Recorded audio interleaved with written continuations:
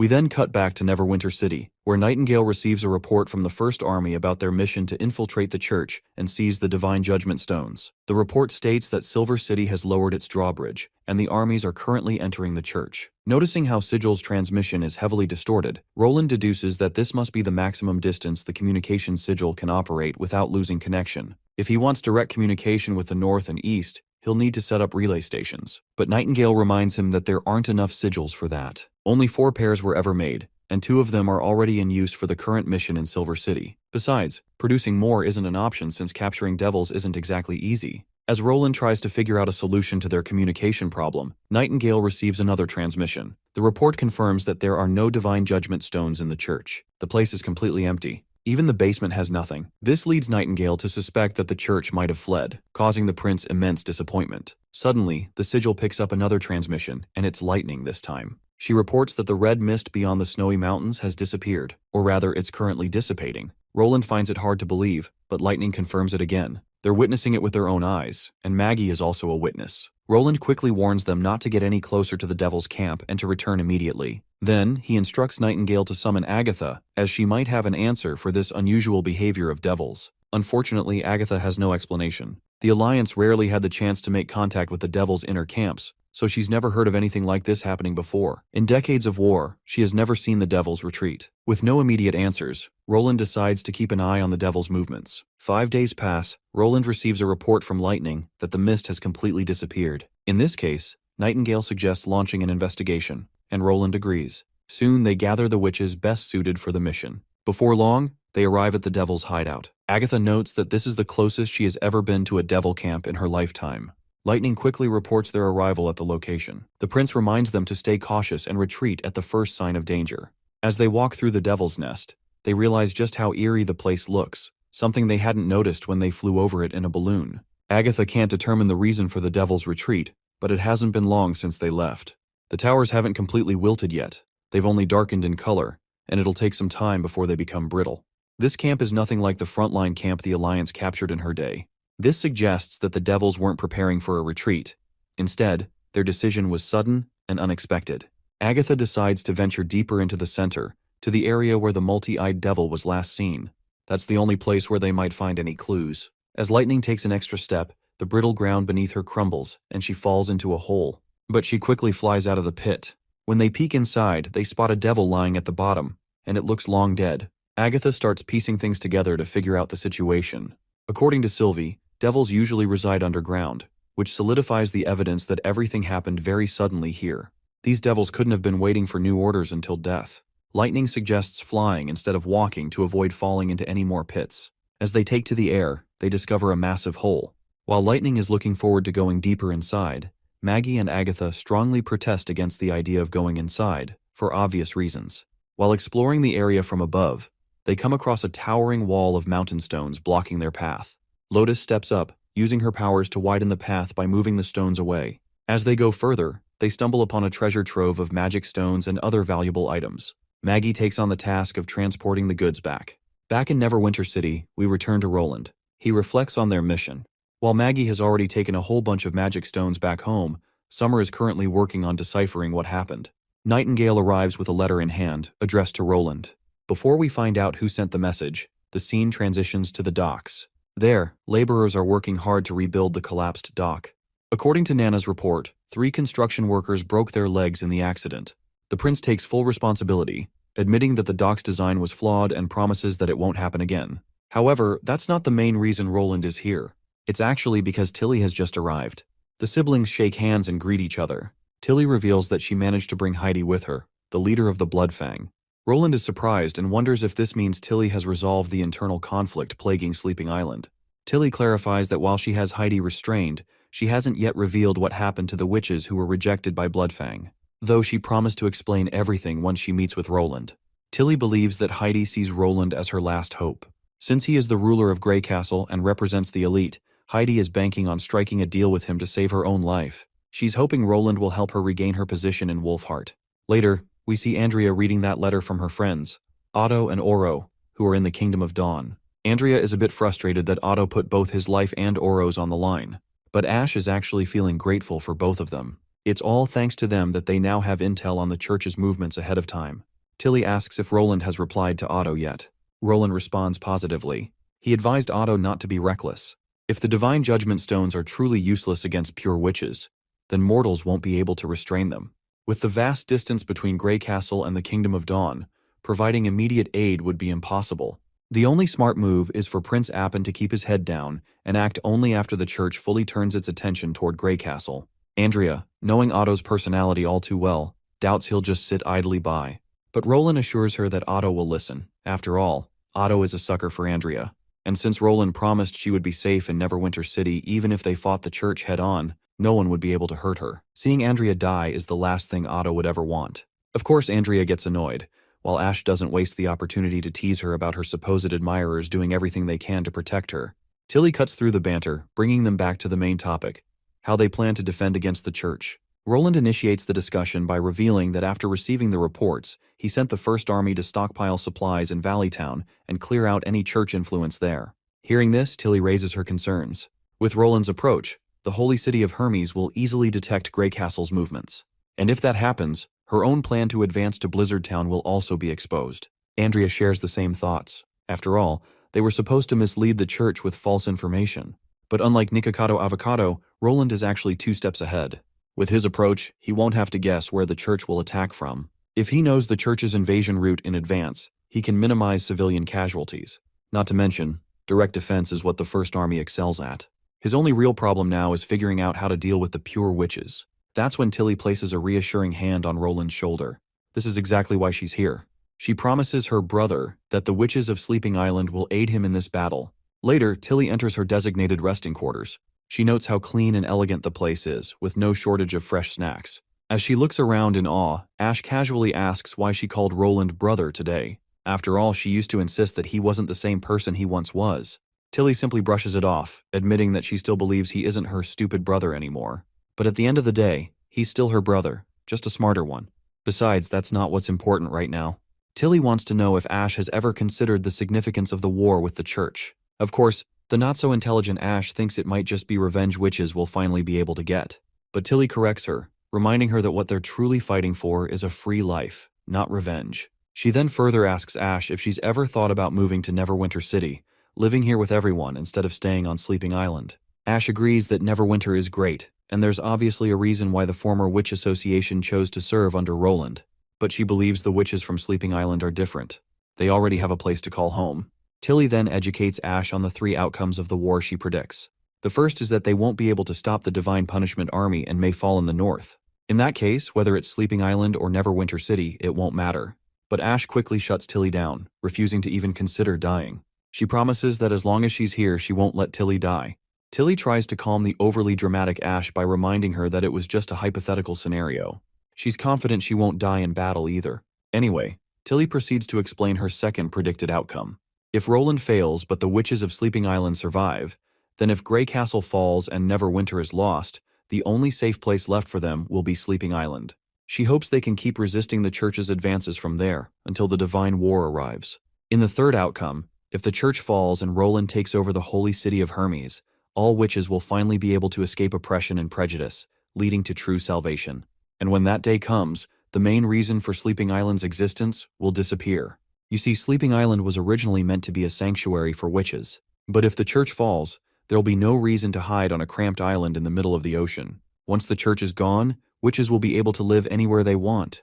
No matter where they go, Ash is willing to stay by Tilly's side, ready to protect her. Later, we find Roland sipping tea, thinking about Tilly and why her mood toward him has drastically shifted.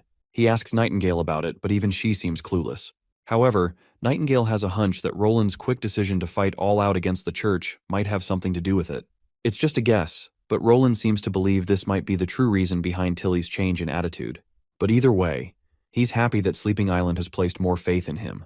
Later, Roland goes to meet Heidi, who's trapped in a cage. She had been knocked out before Nana treated her injuries to protect Nana from her. The other witches of Bloodfang reveal that Heidi tried to take Andrea hostage when she was surrounded, so Nightingale warns Roland to be cautious around her. He then orders Nightingale to wake her up. Nightingale promptly goes to the other side of the cage and wakes Heidi. Once she's awake, Roland introduces himself as Roland Wimbledon, King of Grey Castle. Since she wanted to speak to him, he's here. The first question he asks her is what happened to the witches who were rejected by Bloodfang. I already have a hunch that she might have handed them over to the church, and Roland seems to think the same. As far as he's concerned, Duke Island was under Duke Morgan's jurisdiction, and since Heidi was his heir, she should have cared for the handful of support witches she deemed as worthless. Even if their abilities were of no use, it would have been nothing more than providing them with food to keep them alive. Moreover, support witches are far more useful than she seems to understand. Of course, Heidi scoffs at the idea, which makes Roland chuckle. He wonders if she thinks he took the capital and became king solely by using combat witches. If combat witches were so powerful, they wouldn't have been oppressed and forced to live in hiding. So, he asks her again, where did those witches go? Heidi lies, claiming she released them and told them to find other witch organizations. She vaguely suggests that some went to neighboring towns or possibly to Dawn, but her lies don't go unnoticed by Nightingale. Roland feels disappointed in her, while Heidi continues to insist she's not lying. Roland responds by letting her know that Nightingale can detect the truth, so no lies can escape her abilities. Though Heidi isn't in a position to negotiate, she tries to strike a deal with Roland. She explains that the Wolfheart Kingdom has already been swallowed by the church, the king is missing, and she's the last of the Morgan bloodline. She promises that if Roland helps her take back Wolfheart, she will repay him in ways he can't even imagine. Money, jewels, witches, anything he wants. But Roland responds sharply, making it clear that he's only interested in knowing what happened to those witches. His complete disregard for her offer catches Heidi off guard. To think that a few witches are worth more to him than an entire kingdom is beyond her comprehension. Roland, on the other hand, has no interest in some distant land. All he wants is the truth. This back and forth is nothing more than an act of courtesy. He has plenty of other ways to make her talk. She must understand that avoiding the truth will only bring her pain. He emphasizes that he is a man of his word, so she'd better not take his warning lightly. Finally, Heidi speaks the truth, admitting that she handed the rejected witches over to aristocrats. While she didn't directly sell them, it was still a trade of sorts. Since not enough witches awakened on Duke Island to bolster their numbers, she needed to spread the word about Bloodfang across Wolfheart to attract more witches.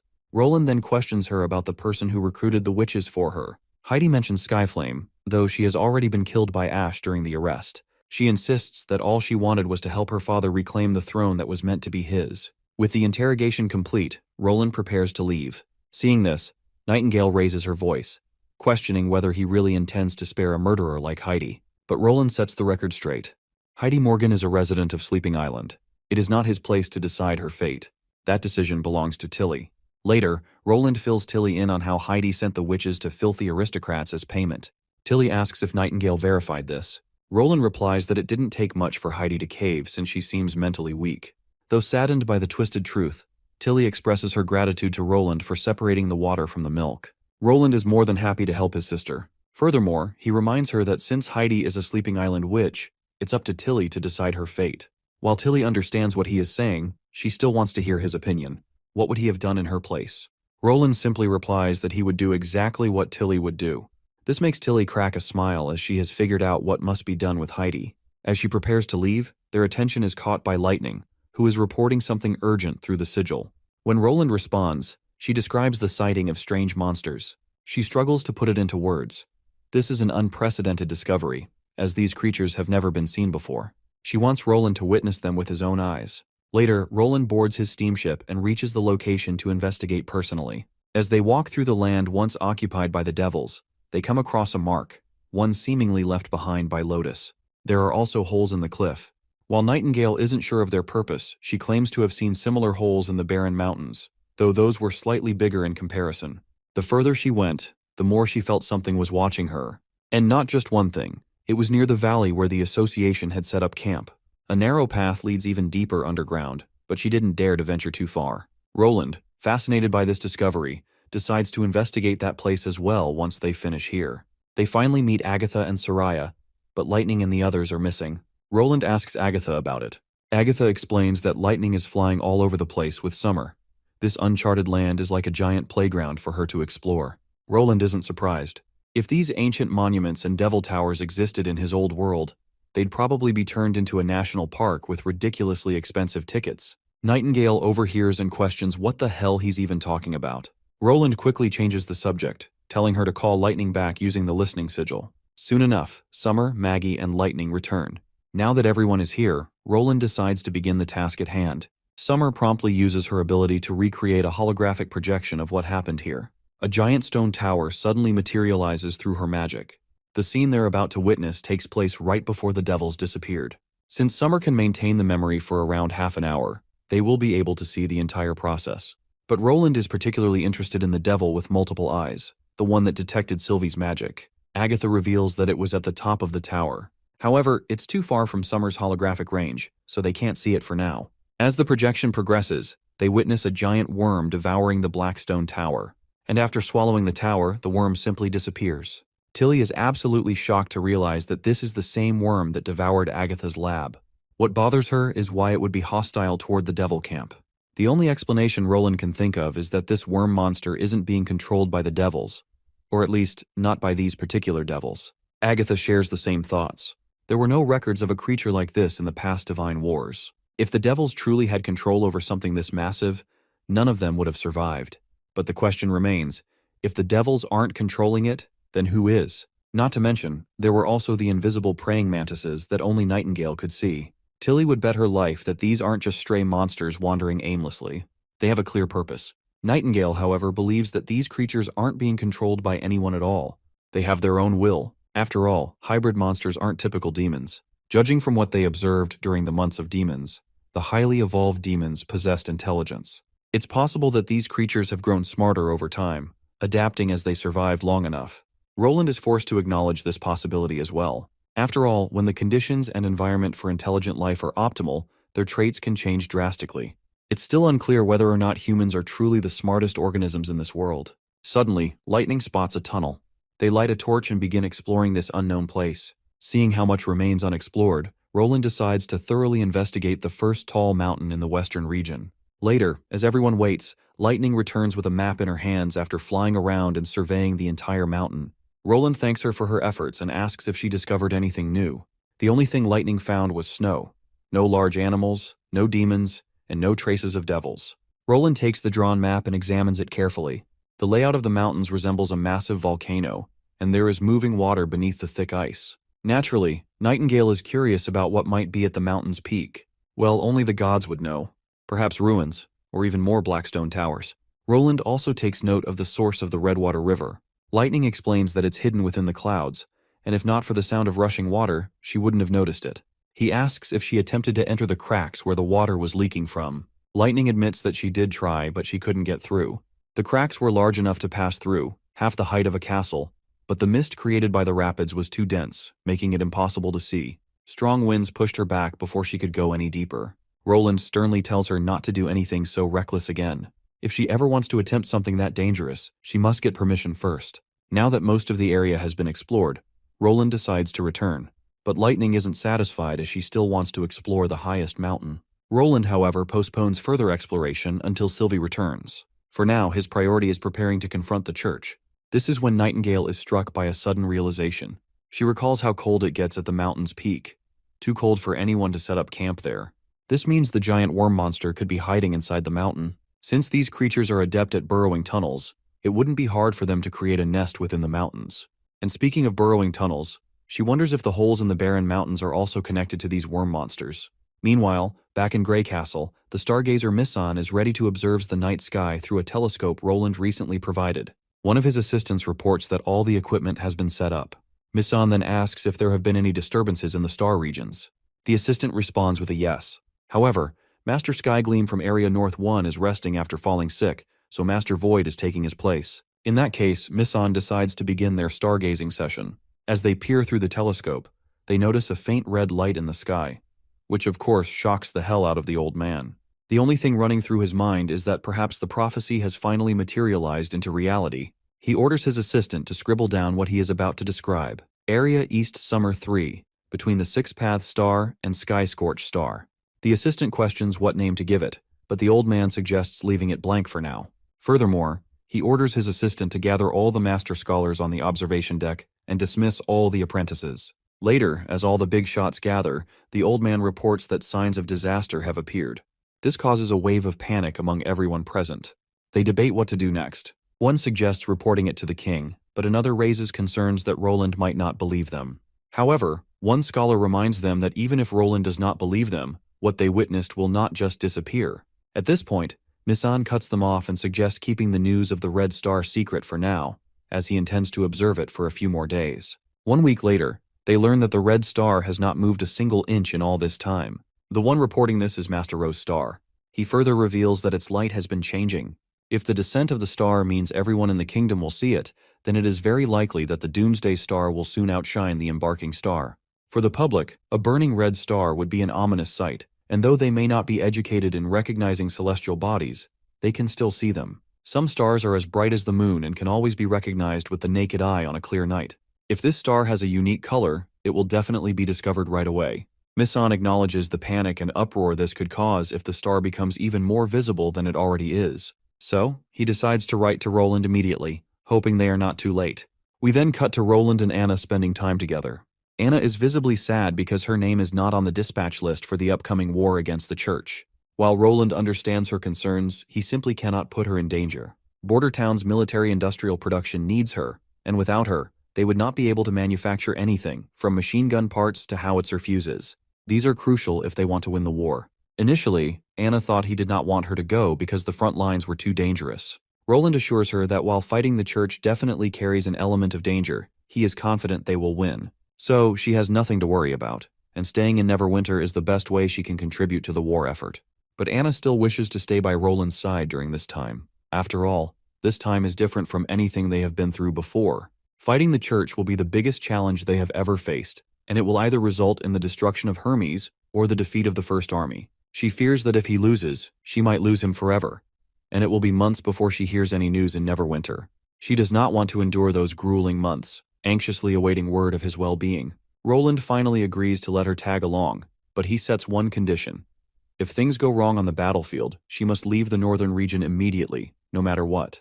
She promises that if the situation turns dire, she will return to the western region immediately and take refuge on Slumber Island along with the other witches, continuing the fight from there. But for now, she wants to follow him everywhere he goes, though she knows this is not exactly what he wants from her. So she promises him that until the world becomes what he envisions, she will keep going in his place, all the way until mortals and witches can live side by side. Their sentimental and caring conversation gets them in the mood, and soon enough, they begin their fun session. We then cut to the border town. There, Roland greets the citizens. He starts his speech by acknowledging that everyone is aware of the kingdom's upcoming defense against invaders. Their enemy is the holy city of Hermes, which has already consumed Everwinter and Wolfheart, and now they are targeting the western region. While he knows that some people here have believed in God and trusted the church before, and he completely respects that, but he reminds them that the church took advantage of their goodwill, and now they must pay the price. By selling the Stone of Divine Judgment alone to the masses, they earn hundreds of thousands of golden royals annually, money that rightfully belongs to the common people. The reason is simple. The elites were not willing to spend much on these stones, so the church piled the cost onto everyday citizens, raising taxes, fees, and even confiscating property. The church promised that all the money the public gave them would buy God's protection, but it was all a lie, and the truth is evident. There were always people starving and freezing during the months of demons, which clearly shows that no one received the protection the church had promised. Reality has proven that without the church, Neverwinter City has become even greater, and the same goes for all other cities. So, Roland declares that he will never surrender or lose to these parasites. He announces that the First Army will crush them, and no one will ever steal from his citizens again. After hearing this powerful speech, the public erupts into cheers, openly denouncing the church and showing their full support for Roland. While Roland understands their enthusiasm, he reminds them that it is the First Army's responsibility to fight on the battlefield, and no one will be required to pay a war tax. That is something the enemy will have to do. So, he requests that they continue devoting themselves to the production and expansion of Neverwinter City as always. That is the best way they can help their soldiers on the front lines. Once again, the common people erupt into a round of applause for Roland's visionary thinking, confident that victory is within their grasp. The scene then cuts to Valleytown, where Iris's father Carlin has come to meet his daughter. However, his excitement fades quickly when she questions why he is even here. She had written him a letter a month ago, asking him to cooperate with the First Army's preparations. Carlin reveals that he had immediately contacted Valleytown's Duke Hall and assigned the butler to oversee everything, so he questions whether this level of cooperation is not enough. Iris only grows more disappointed upon hearing this. This battle against the church is incredibly important, and she wanted him to manage everything personally. The father and daughter go back and forth, with Iris repeatedly reminding her father of the responsibilities he should be handling. Eventually, after being firm with him, she gives him a well-deserved hug and welcomes him to Valleytown. As they sit down, Iris reminds him that they are waiting for Roland to arrive in Valley Town. But there is much more to do than just that. They need to transport everything required for battle, food, horses, fabric, medicine. She also received another secret letter from His Majesty. They will need to move as much metal and bronze here as they can spare. While Carlin is unsure if Roland can completely uproot the church and seize Hermes, Iris has complete faith in him. She believes that stopping the church from invading the kingdom at Blizzard Town will not be too difficult. Time is the resource His Majesty lacks the most. Since her father has not seen Roland's factories, he does not understand the true might of Neverwinter City. The firearms Roland has invented are incredibly powerful, and the factories just keep churning them out. Any citizen can kill an enemy with only half an hour of training. To sum it up, she is 100% certain that Roland can defeat the church. Since Iris holds Roland in such high regard, Carlin questions her in disappointment. If she thinks so highly of him, then why did Roland never respond to his letter? When she asks which letter he is referring to, he reveals that it was a marriage proposal for her. Given how much she praises Roland, he questions why she has not considered marrying him. Not to mention, she even rejected Timothy in favor of someone better. Iris finally decides to explain her point of view. Timothy needed an ally, or rather a lackey he could rely on, and marriage was just a pretense to make that happen. If she had refused, he would have discarded the Candle family and chosen someone else willing to obey him. But in Roland's case, he does not even need the Candle family. He chose her to work for him because of her abilities, not because of her background. Carlin, however, still believes his point stands. In fact, he argues that it is even better that Roland holds her in high regard. She could become the queen and give birth to a prince. He then reveals that the Candle family will become an indisputable ally to the royal family, and her brother's well-being will also be secured. But then again, she refuses his idea because Majesty Roland believes in love, and he is already interested in a witch. For a moment, Carlin thinks that Roland might be in a political marriage with a witch for an ulterior motive. But Iris corrects her father, revealing that he just so happened to fall in love with a woman who is a witch. And he strongly believes in love and envisions that love will be the protagonist in marriage. His father quickly reminds her that witches can't bear any children, so there won't be any heirs. But Iris reminds her father that this is a problem for Roland to worry about, and they do not have any right to enforce their beliefs either. We then cut to the First Army, which has currently unfolded into Blizzard Town. Captain Brian questions Iron Axe if they are not going to evacuate the Blizzard Town civilians beforehand because the Holy City may forcibly transform them into berserkers. Iron Axe does not want to risk alerting the enemy, or at least they can't take this risk before they finish setting up their base. He further assures Brian that they will be ready in 3 days, so afterward, their only responsibility will be to evacuate the villagers. This is when we see Maggie, who reports to Iron Axe that there are large troops moving towards Blizzard Town, and they number about 1,000 people. They don't have any supply carriages, and she did not see any civilian soldiers either. Some of them were carrying huge shields and spears. Iron Axe asks her about the scale of those big shields she speaks of, to which she reveals that they are just as tall as Iron Axe. Brian is seemingly worried to hear the report. The enemy is marching at an unusually high pace, and it's going to take at least 2 to 3 days for Roland to arrive at Valley Town. And the fortress cannons are not ready either.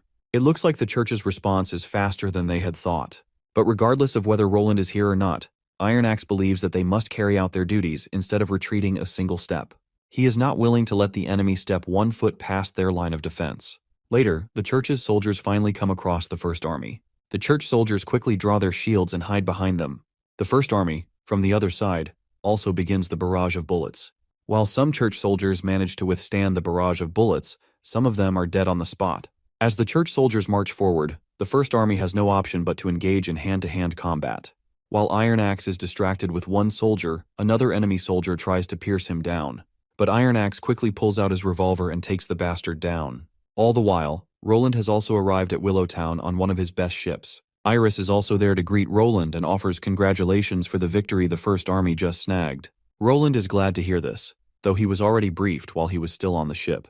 He also heard from Iron Axe that the Candle family ensured that all food and supplies were delivered, which helped successfully trick the enemy. Iris is glad to hear this acknowledgement, and also believes that it was the duty of the Candle family to perform. The Northern Region merchants were also glad to assist him.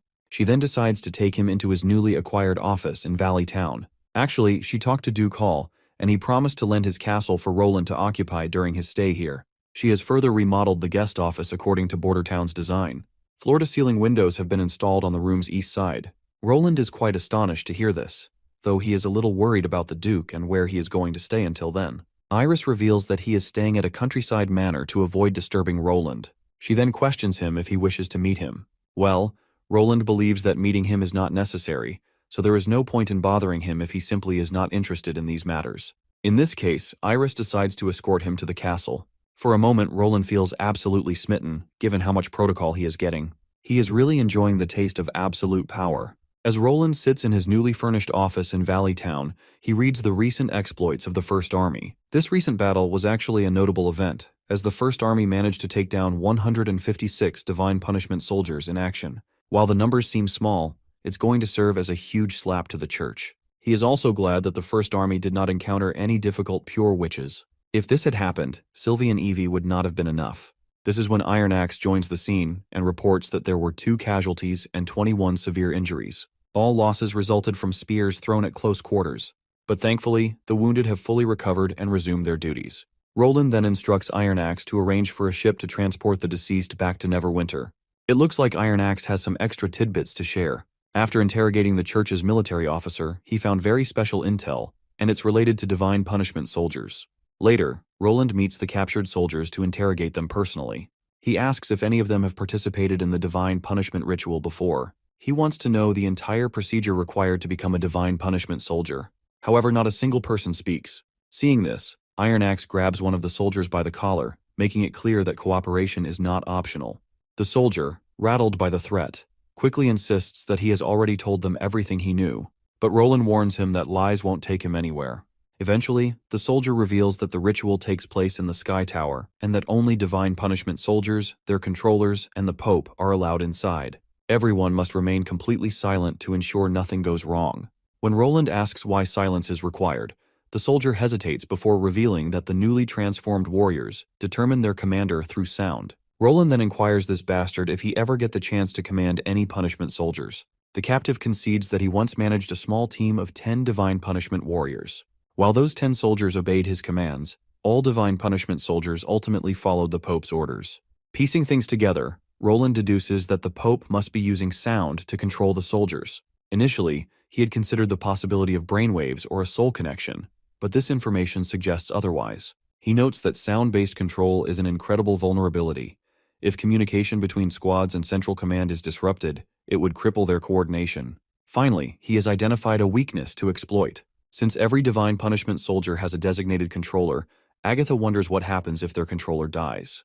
The captive hesitates before claiming that he does not know. Roland can tell that he is lying. If this shithead does not want to suffer for half a month in the dungeon, he better stop playing games. Faced with no other option, the soldier confesses that Divine Punishment soldiers who lose their controllers instinctively head toward the Badlands. That is all he knows. Agatha presses further, but it appears the soldier has no more information. He claims he only heard rumors that long ago, some Divine Punishment warriors who never received orders set off toward the Badlands and never returned. Agatha then asks if he knows the process required to create these soldiers. In response, the captive reveals that only the Pope possesses that knowledge. Given this, Agatha asks how the church was originally founded 400 years ago, and if the soldier has heard of names like Alice, the Alliance, or Tequila City. The soldier's response remains negative. Even Roland can tell that this time, the captive genuinely does not know. Having extracted all useful information, Roland decides to leave. Before he does, Iron Axe asks what they should do with the prisoners. Roland simply reminds him to fulfill the promise he made earlier. Later, as Roland sits in his office, he questions Agatha about whether she knows anything regarding the production of Divine Punishment soldiers. As far as Agatha is concerned, research on Divine Punishment soldiers should have ceased after Tequila was completely destroyed, so she lacks concrete knowledge. However, she is certain the process cannot be as simple as the prisoner described. After all, his explanation does not clarify how a new pope inherits control over the existing soldiers. Furthermore, it is strange that Divine Punishment soldiers instinctively move toward the Badlands after losing their controllers. That region once contained fertile lands 400 years ago, but now there is nothing there besides the ruins of Tequila. Roland decides not to dwell on this mystery for now. The more pressing concern is how to deal with the Divine Punishment soldiers. If they are truly controlled by sound, perhaps Sister Echo could interfere with their commands. However, Agatha believes this is impossible. Echo would need to mimic the exact sound of a controller, which would require Nightingale's mist ability to get close enough to the controller and observe. During that time, Roland would be defenseless, and a single pure witch with special abilities could easily assassinate him. That is a risk they cannot afford to take. Although Roland is a mere mortal, weak and powerless, He is temporarily indispensable in the battle against the devils. Protecting him is the highest priority. Hearing this, Roland is unsure whether to take it as a compliment or an insult. He assures Agatha that he will keep a stone of divine judgment with him at all times. However, Agatha reminds him that the stones are only one line of defense and cannot guarantee his safety. Even Nightingale cannot ensure his survival, but having some protection is better than none. Nightingale takes this comment personally, responding sharply that as long as she is alive, she will not allow any harm to come to Roland. Speaking of protection, Agatha recalls why Lady Alice was able to become the Queen of Stars and the Chief of the Council. Beyond her incredible strength, her intelligence and strategies surpassed most witches. Many of her decisions saved the Alliance from destruction, and without her, Tequila certainly would not have lasted as long as it did. So she can't stand the fact that divine soldiers, which Alice created to protect witches, are now being used against witches. From her words, Roland deduces that the current divine punishment soldiers are not the same as those from 400 years ago. Agatha admits this is just speculation, she cannot confirm it. After all, only the Church knows what truly happened to the Alliance after Tequila fell. Later, Roland reflects on the current state of the divine punishment soldiers. Once the Queen of Stars, Alice, paid a hefty price to create them, but now they are nothing more than mindless killing machines for the Church. Suddenly, the listening sigil picks up Lightning's transmission. She reports that she is above Blizzard Town, facing northwest, and the enemy is currently retreating. They are all fleeing back to the Holy City. The report brings a smile to Nightingale's face. It seems the enemy is starting to feel fear. Roland thinks the same. This also means that the Holy City is temporarily unable to send reinforcements. He had predicted this would happen, as the army of 1,000 soldiers they faced was likely just a hastily assembled vanguard. Seizing this opportunity, Roland decides to evacuate the townspeople. Additionally, he sees this as the perfect time to negotiate with the local aristocrats. He assigns Iron Axe and Iris to handle the task. We then cut to the Holy City, where we see these devastated archbishops, who are in shambles after receiving loss in the battle against Roland. To them, defeating Blizzard Town should not have been a problem. After all, the Church had sent an army of 1,000 soldiers, accompanied separately by 300 divine punishment warriors. Not to mention, the commander leading the army was a veteran, with hundreds of battles behind him before he became an archbishop. There was no way they should have suffered such a catastrophic loss, even if they had faced devils or beasts from the Badlands. Just then, a priest rushes in, bringing urgent news. Archbishop Soli has regained consciousness. The two priests stationed outside immediately rush inside to interrogate him. The first thing they demand to know is what happened in Blizzard Town, and how he could have possibly failed so miserably. Still traumatized to his core, Soli quickly blurts out that Blizzard Town was a death trap from the start. The firearms Roland Wimbledon used were far deadlier than Timothy's. He insists that Pope Maine must be warned as soon as possible.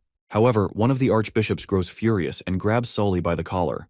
He is convinced that Soli is merely making excuses to avoid taking responsibility for the disaster. The priest demands that Soli answer for the terrible loss and the dire state of their remaining forces. Word of their failure has already begun spreading in the Holy City. If the Church had not silenced those spreading the rumors, this would have been the talk of the town by tomorrow. At that moment, Zero enters the room. She informs Soli that the Pope has summoned him and asks if he is able to walk. With the help of a few guards, Soli manages to stand and follows her. The two archbishops attempt to join the discussion with the Pope, but Zero denies their request, telling them to remain where they are. She reminds them that His Holiness does not wish to reveal the secrets of the divine punishment warriors. The mention of a secret only makes the archbishops more curious, but Zero reiterates that it is knowledge they are not meant to have. As they walk, Zero asks Soli how he intends to explain his failure to the Pope. Soli does not attempt to make excuses and acknowledges his defeat. He admits that he underestimated the enemy and is willing to accept any punishment the Pope deems necessary. Furthermore, he expresses his wish to become a divine punishment warrior. Zero suddenly stops, turning toward him. She asks if he truly wishes to abandon his position as an archbishop and become nothing more than a puppet. But Soli insists that the divine punishment warriors are not puppets. In his eyes, they are brave fighters, and he has dedicated his life to fighting gloriously for the Church. Zero, however, remains doubtful that the Pope will grant his request. Soli is positive that if he insists enough, he can convince Pope Maine to allow it. He has complete faith in the Pope, but Zero reminds him that it is not a matter of persuasion. You see, the transformation requires the witch's blood, and even then, it is not a simple process. Since Soli has already lost an arm, even if the ritual succeeds, his combat ability will be greatly diminished. So why would the Pope waste precious witch's blood on a cripple? Soli picks up on her suspicious tone. He recalls that the divine punishment ritual is a closely guarded secret known only to the Pope. So how does Zero know that it requires witch's blood? Solly is certain that Pope Maine would never have told her such information. Zero smirks, confirming his suspicions. Indeed, Maine never told her. But she does not need him to because she is the Pope. Before Solly can react, she eliminates him instantly, absorbing all his memories and experiences for herself. Later, Zero walks into the secret temple and begins to relive Solly's memories of the war. Through his memories, she witnesses the devastating defeat firsthand. The Divine Punishment soldiers were utterly overwhelmed by the First Army, unable to even get close before being taken down. Seeing this unfold, she finally understands why Solly lost the battle so decisively. This revelation piques her interest in Roland Wimbledon more than ever before. The scene transitions to Border Town, where Tilly seeks a conversation with Evie regarding Bloodfang, Heidi Morgan, and Annie. When Evie inquires about Heidi's whereabouts, Tilly explains that she has been punished. Skyflame resisted arrest back on Slumber Island and met the same fate. Tilly wants Evie's help to restore order to Slumber Island. While it is unacceptable for battle witches to oppress support witches, the reverse would be just as destructive. She believes that the remaining members of Bloodfang, like Evie, were merely deceived by Heidi and do not deserve discrimination. Evie is ready to assist but is unsure of what she should do. Ash advises her to share her story about Annie with the other Bloodfang members, while she herself will reveal the extent of Heidi's crimes. After the church is completely eradicated, Tilly plans to launch an investigation into the nobles of Wolfheart who imprisoned witches. If any of those witches are still alive, she is confident that Roland will be able to rescue them. As they discuss the witches Heidi sold to nobles, Evie recalls her friend Annie and begins to cry. Annie had been her warmth and comfort during her darkest times. The story then shifts to Roland in Blizzard Town, who appears extremely stressed. Sensing this, Nightingale arrives and offers him a much-needed head massage. An officer interrupts, reporting that a woman is waiting outside the castle, insisting on meeting him. The guards attempted to stop her, but she kneeled on the ground, pleading to see him no matter the cost. She has been lingering around the castle since yesterday. The officer further hesitantly reveals that the woman claims to be Wimbledon's wife. Nightingale goes absolutely bananas hearing this. She assumes that it must be Roland's illegitimate affair. Roland, on the other hand, struggles to process the absurdity of it. Since when did the fourth prince acquire a lover from the north when he had never even visited it? Determined to get to the bottom of this, Roland orders the officer to bring her in. The supposed wife enters his office and greets him, introducing herself as Livy from Blizzard Town. Roland demands to know why she is making such a claim and what exactly she means by it. Livy apologizes for spreading a false rumor but explains that she had no choice. She was certain he wouldn't see her otherwise. She clarifies that while she may not count as a legitimate wife, she had a relationship with his brother. This revelation shocks both Roland and Nightingale, who immediately assume she is referring to Timothy. However, Livy quickly denies this and instead claims that she was involved with Gerald. While she was aware of Gerald's ambitions to seize the throne, she hopes that Roland will be willing to help her for the sake of his deceased brother. She elaborates that she met Gerald while working as an escort in a pub. Due to the stark difference in their social statuses, they could never marry legally. Instead, they spent time together in a small countryside cabin. After Gerald's death, she was forced to return to the pub, where the owner was displeased with her sudden absence. He continually harassed her, recently even attempting to drag her into his room. She wants to escape but doesn't know how. The only person she could think of who might help her is Roland. Roland suggests that she return with them to the western region, promising to arrange food, shelter, and a job for her. However, Livy expresses her desire to stay in the north. Nightingale speculates that she might be skeptical of Roland's intentions, perhaps fearing that he, too, might take advantage of her. Given that she is nearly as beautiful as Iris, it's no surprise that the pub owner lusted after her. Roland assures Livy that he will contact Duke Calvin and arrange safe transport for her to Evernight City. Feeling deeply indebted to Roland's generosity, Livy expresses her gratitude and vows never to forget his kindness. As she turns to leave, Roland asks her one last question. Did she and Gerald have a child together? Unsurprisingly, Livy denies it. However, Nightingale can immediately tell that she is lying, and even Roland senses it. Livy does not seem particularly skilled at deception. This would explain why the pub owner was so persistent in harassing her. He likely knew of her connection to Gerald and suspected she had borne his child. He also understood that if Timothy discovered the child's existence, it would be doomed. To protect the last remnant of her love for Gerald, Livy had no choice but to obey the pub owner to keep him from exposing her secret. Nightingale suggests investigating the matter further, should Roland wish to pursue it. Roland considers her words and asks what she has in mind. In her response, she assures him she will do whatever he asks. For now, he simply tasks her with massaging his sore shoulders a little longer. The scene shifts to Zero and Isabella engaged in a private conversation. Isabella is visibly frustrated, lamenting how much of a nuisance Roland Wimbledon has become. She suggests that instead of focusing on the Kingdom of Dawn, they should prioritize Grey Castle. The other pure witches can be left behind in order to handle the situation in the Kingdom of Dawn, ensuring their control remains intact. Zero, however, does not immediately respond. Instead, she gazes out of her tower window, observing the holy city's citizens below. To her, they appear small and insignificant, mere ants slaving away without understanding why. In her eyes, even she is no different than a tiny and insignificant pawn in the eyes of God, destined to fight senselessly until her inevitable demise. Isabella, not catching up, presses her to get to the point. Zero finally elaborates that she believes she is one step closer to fulfilling God's will. All she needs to do is devour Grey Castle's new king, and victory in the divine war will be assured. In her mind, Roland was sent as a challenge by God, and she intends to overcome it. Annoyed, Isabella attempts to bring Zero back to reality. She reminds her that their primary goal is survival. With their recent defeat, it is obvious they need to reassess their priorities. Even if they gather all of the church's forces and somehow manage to defeat Roland, the cost will be immense. His armies and witches will be annihilated, but so too will most of their divine punishment soldiers. Their real objective should be preparing for the incoming threat, the demons, who will arrive in less than 6 months. Zero challenges Isabella, asking what she proposes instead. Isabella suggests an alternative. Explain the truth to Roland Wimbledon. Tell him about the church's history, the 400-year-long alliance, and the real reason for their actions. Perhaps with understanding, he could be persuaded to work with them instead of against them. Zero scoffs at the idea. What if Roland refuses to believe them? She then further snaps at Isabella, reminding her that Roland is nothing more than a mortal, fragile, weak, and short-lived. His mind will deteriorate with age, and a simple illness could take his life at any moment. She refuses to entrust humanity's future to such a fleeting existence. To Zero, she alone is God's chosen warrior. She refuses to allow a mere mortal to stand at the same level as her. Isabella, realizing there is no changing Zero's mind, instead asks how she intends to defeat Roland. She reminds Zero that disabling the Stone of Divine Judgment requires close proximity.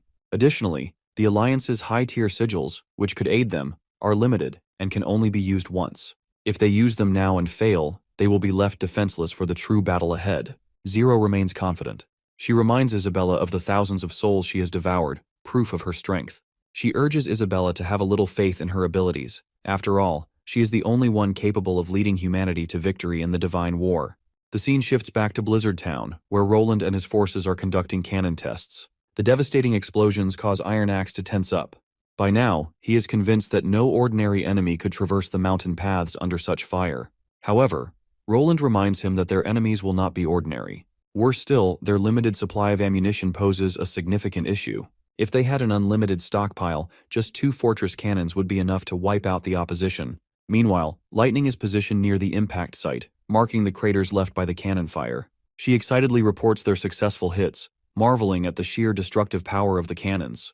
The sight fills her with renewed hope. They might actually stand a chance against the devils. As dusk settles, Roland returns to his camp, visibly anxious. Though they have done all they can to prepare, the final outcome is now left to fate. All he can do is wait. His thoughts are interrupted by Maggie, who arrives with an urgent report from the frontline defense. The church has finally made a move. The enemy has left its stronghold. It looks like everything is going according to Roland's expectations. Now, all that remains is rallying the First Army for the decisive battle. However, one lingering uncertainty remains, which is regarding the Pure Witches. Their role in the upcoming war is still unknown, and Roland has no way of predicting how they will be deployed. Well, it seems like Zero's plan is also going as she had intended. She too wanted Roland to come out and fight, just so she can get the chance to go near him. As Roland stands outside, wide awake and lost in his own thoughts, Nightingale and the others notice him and ask why he isn't sleeping. In response, he reveals that something seems to be under his sheets, and he always feels like something is poking him in the back. Andrea then recalls having the same feeling. There should have been at least 2 blankets underneath as cushioning, but it seems like the Northern Duke does not seem to know the meaning of hospitality. But Ash believes that just having a roof to shelter them from the cold nights is already more than one could ask for. So making these kinds of comfort-seeking complaints is inappropriate. While Ash and Andrea butt heads over the argument, Roland continues to gaze at the sky, anticipating the looming war ahead. He feels a little overwhelmed by the possibility of being unable to defeat the church, but Nightingale tries to assure him that as long as she is alive, she won't let him get hurt. Later, on some random day, Roland receives a personal letter from the Pope.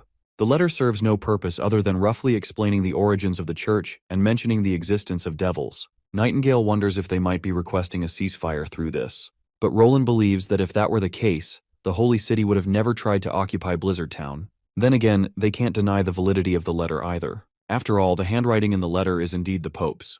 For a moment, Roland entertains the possibility that this might be a scheme orchestrated by the Pure Witches. On one particularly sunny day, Lightning reports that the enemy has advanced to Sector 9. It seems like the church is trying to launch an unexpected attack. Whatever the case, Knight Carter quickly alerts his soldiers to ready the cannons, as the enemy is right over their heads. Soon enough, the troops set up the cannons and begin blowing up the church's soldiers, as if they were nothing more than bowling pins. Maggie and Lightning, acting as scouts, further report to the First Army that the enemy has passed Sector 12, so they order the soldiers to open fire. And so, the First Army begins bombarding the hell out of those zealous bastards marching toward them in numbers. But it looks like the First Army is about to run out of luck as they prepare to face a Pure Witch. This witch seems to have the power to control bugs because, with a single command, a swarm of insects begins to flood the battlefield. The horde of bugs coalesces into a giant monster. Seeing the threat before her, Lightning quickly pulls her goggles over her eyes, ready to engage, and instructs Maggie to keep providing coordinates to the artillery. Meanwhile, the foot soldiers steadily close the gap between themselves and the First Army, having already breached the 300-meter line. Now that the church's soldiers are close enough, they start throwing spears at the First Army. The poor First Army soldiers begin dropping, while others get slaughtered in hand-to-hand combat. Roland, meanwhile, watches the entire battle unfold from a safe distance atop a watchtower. Some of the enemies have breached the first 3 trenches and are already advancing toward the 4th. But judging from the retreating enemy vanguard and their reinforced defenses, the Divine Punishment Army's assault is clearly weakening. If this keeps up, they won't be able to touch the remaining 5 trenches and artillery squads. Then suddenly Sylvie notices something shocking. The ground beneath the First Army soldiers is sinking, all thanks to Vale, who pops right out of the ground. She uses her magic to control the soldiers, forcing them to take their own lives. This absolutely shocks the hell out of Roland. He is so stunned that probably the most shocked we've ever seen him. Meanwhile, the First Army soldiers manage to take down one of the witches who summoned the insects. She gets riddled with bullets, making her death inevitable, and thus, she falls in a pool of her own blood. Zero grits her teeth at the losses she's facing. She absolutely did not account for this many casualties before launching this surprise attack. She can't afford to lose this time. She meticulously prepared for this day. She even made sure to infect the letter with some kind of powder, and she's certain that if Roland touched it, he must be infected by now. You see, this powder has a scent that mortals can't detect, and it can seep into the skin as well. Once Vanilla, one of the Pure Witches, activates her ability, they will be able to pinpoint Roland's position in the crowd. While her plan is thorough, she still seems to have underestimated the strength of his snow powder weapons. His weapons were able to attack from miles away, severely injuring her forces before they even reached the perimeter. And Vale can only buy them limited time with her abilities. Vanilla quickly reports that the barrier concealing their presence is about to collapse. She can't hold it together any longer. Eventually, the cube they were in suddenly explodes, and all the witches inside are revealed. Zero quickly gestures for Vale to clear the way, and Vale follows the command without hesitation. But as she marches, she begins to fear that she might not survive this. Anyhow, while Vale occupies the soldiers in front, Zero signals Isabella to perform her role as well. Right away, Isabella activates her magic ability, known as Infinity. The blinding light not only throws everyone off guard, but it also nullifies all the divine stones of judgment. Now the stage is completely set for Zero to make her move. She zips past all of the soldiers and appears right in front of Roland. As soon as she tags Roland with her powers, he finds himself inside the virtual world she created. The place he falls into is his school. Of course, none of this makes sense to Roland as to why the hell is he seeing his school. For a moment he wonders if he's dreaming. Then he considers the possibility that he has somehow returned to his own world. But if he really did return to his home planet, then why is he still occupying the 4th prince's body? Then he spots Zero standing behind him and immediately recognizes her as one of the Pure Witches from the church. But in her introduction, Zero makes sure to add that she is also the 15th Pope of the Holy City of Hermes, and her name is Zero. And given how strange this place is, she's certain that he is definitely not Roland Wimbledon. Roland asks if she created this place, to which she claims that he is the one who did. This place is buried deep in his memories and appears frequently in his daily life. She is very, very curious to know what exactly this place is. After all, the 4th Prince of Grey Castle absolutely never lived in a place like this. But Roland doesn't feel the need to tell her anything. He starts analyzing his situation. He's not sure what to do to escape this illusion. Based on past experiences with nightmares, jumping from a high place would normally wake him up. Meanwhile, Zero is confident that she'll learn everything there is to know about Roland sooner or later. Who he is, where he came from, and why he became the 4th Prince of Grey Castle. Everything will become clear to her once this is over. Usually she explains to her opponents all about her illusion, its effects, its rules, and the impact of her ability. But this time, she decides to keep her mouth shut. With that said, she stabs the hell out of Roland. But even after dying, Roland finds himself back, with no wounds at all, though the ground is still stained with the blood he lost. He's trying to figure out where that sword she summoned came from, and how he's even alive again. Zero charges at him once more and delivers a slash that kills him instantly. And once again, he spawns back. By now he's sure he's not in some twisted nightmare. If it were, killing himself would have let him escape it. It feels more like an eternal battlefield. And if he's thinking right, there must be some conditions he needs to fulfill to leave. If she can summon weapons out of nowhere, he wonders if he can do that too. So, when Zero jumps at him for another strike, Roland imagines a shield in front of him to save himself. An invincible barrier appears just in time, blocking the direct hit. Now that he's figured out he can conjure anything by imagining it, he pulls out guns and starts bombarding her with bullets. But that's still not enough to defeat her. She appears right behind him and kills him on the spot. Roland is back again, and she can't help but commend him for the unique perception he's showing. She's quite astonished at how he figured out her illusions without needing any prior explanation. And the weapons he's summoning are pretty interesting. She's never seen anything like the lump of metal he's conjured. His creations are indeed terrifying, but she makes it clear they're not as threatening to her. She's been watching him the whole time, while he's never been able to notice her actions. In all these years, she's devoured countless warriors, including transcendental witches. There's no way a mere mortal like Roland could win. Suddenly, Roland conjures a little box right in front of her eyes. It explodes on her face, causing her to die instantly. But of course, she respawns. As Roland stands tall after figuring out how to fight with her, he calls her out for her filthy tactics. He doesn't like how she makes her opponents despair and concede defeat, just so she can steal all their knowledge. But Zero isn't fazed by his righteous ramblings. She just suggests that Roland admit defeat if he knows this much. That's when Roland summons Optimus Prime to attack her. But this sassy woman suddenly appears right behind him and slits his throat with her dagger. The back and forth continues, and every time she kills him, she demands he concede defeat. She points out how he's losing stamina and mental strength, and if this keeps up, he won't be able to achieve anything except suffering. Hearing this, Roland realizes that she's continuing to pressure him to give up, even though she could just keep attacking him.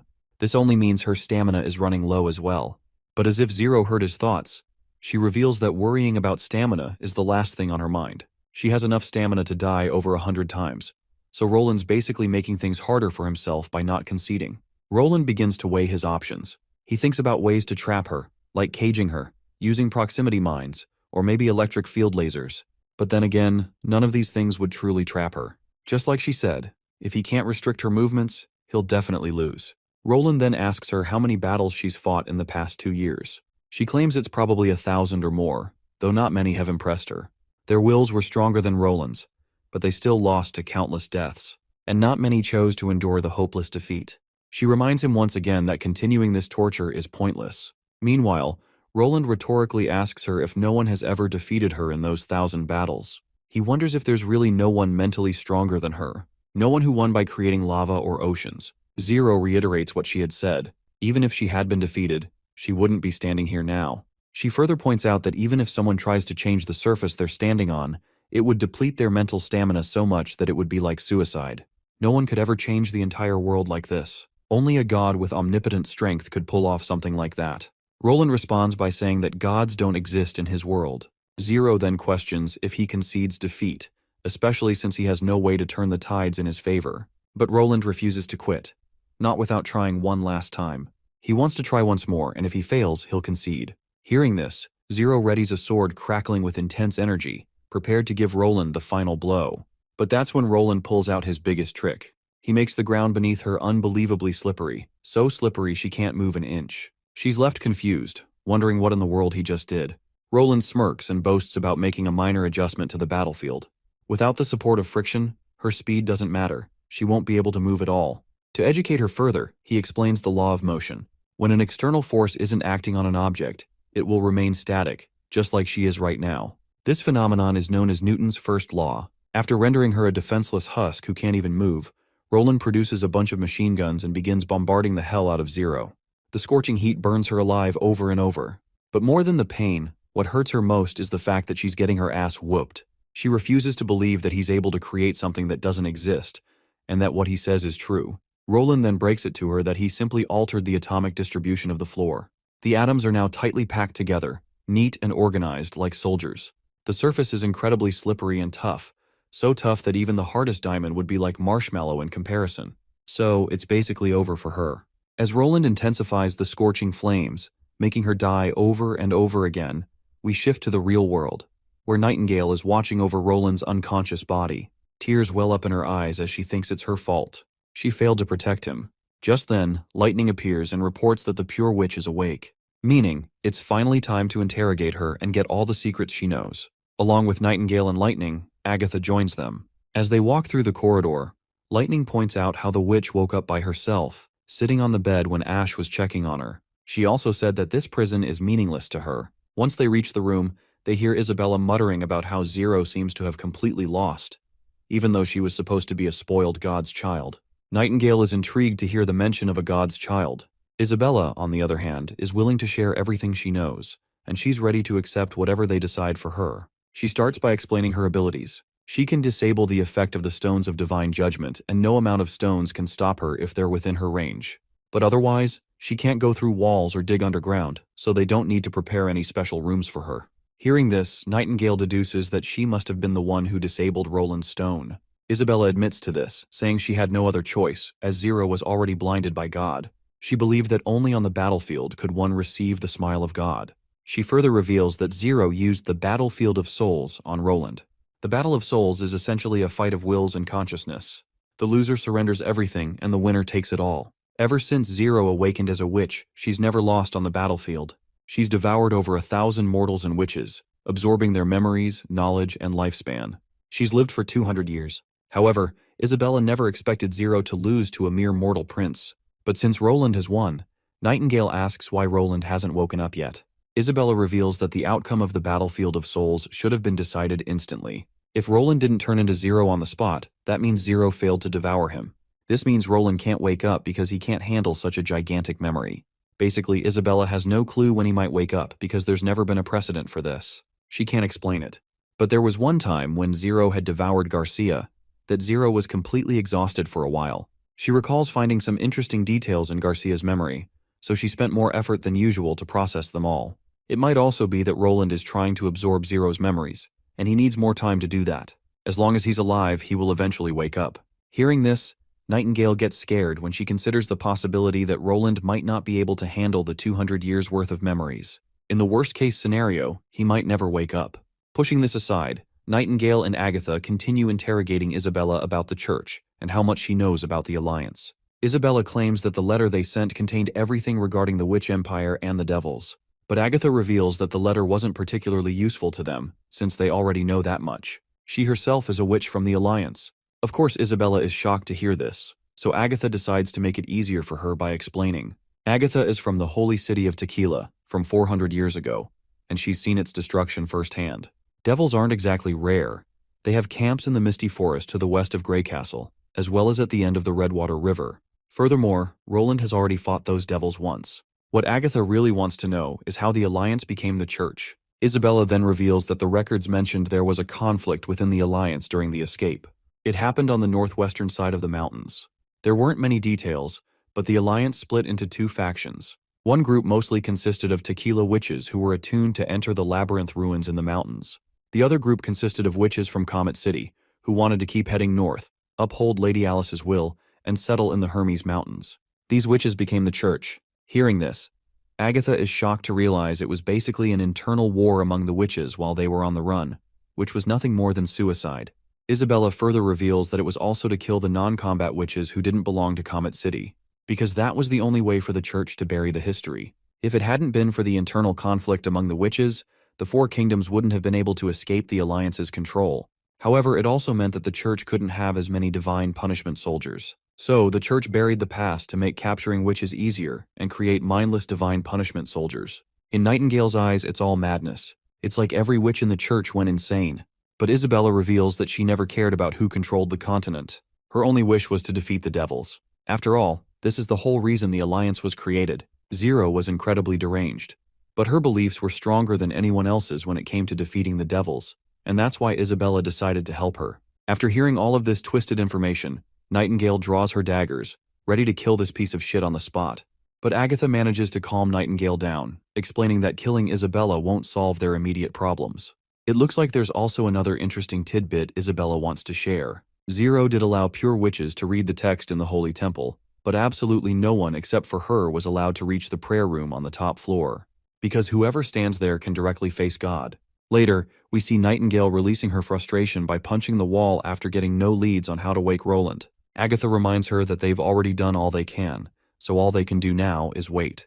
No matter what, they should tell everyone what they've learned. As for Isabella, she tries to assure Nightingale that killing her won't benefit anyone, as she's still a very useful asset to them. Nightingale then heads back to Roland's room to check on him, but before entering she spots Anna beside him, so Nightingale retreats into her mist.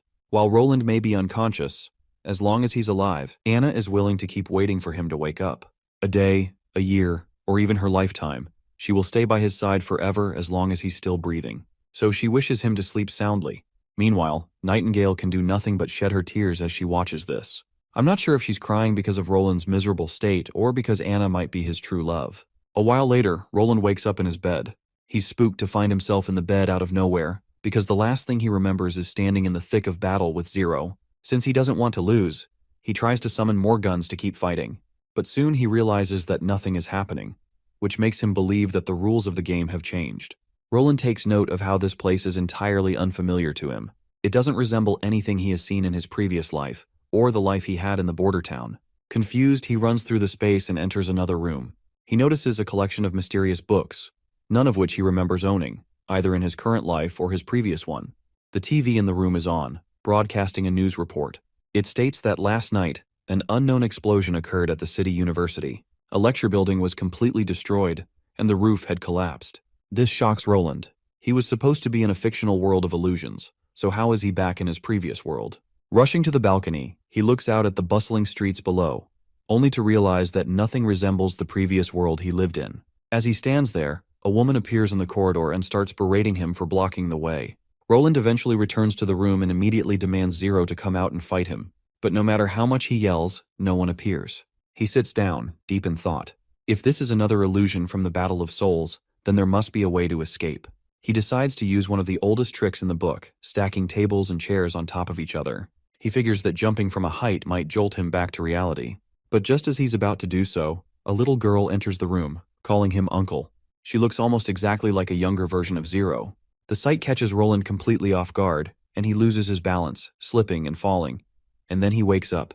He finds himself back in his bed in Neverwinter. Anna, who had been watching over him, is absolutely shocked to see him awake. Overwhelmed with emotions, she rushes to him and embraces him passionately. Roland gives her a reassuring pat and apologizes for making her worry so much. He then asks how long he had been unconscious. He guesses maybe 3 days, or at worst a week. But Anna breaks it to him that it has been almost 2 months. To be specific, 1 month and 22 days. Roland is stunned. He quickly asks how he even survived that long without food or water. Anna explains that Twilight, one of the Bloodfang witches, has an ability that allowed her to plant a leech seed in him. All she had to do was eat an extra meal every day, and all the nutrients were absorbed into Roland's body. Roland finds this fascinating. But what amazes him even more is that, despite being in a coma for so long, he doesn't feel any fatigue or muscle soreness. He expresses his gratitude to Anna for taking care of him all this time. But Anna brushes it off.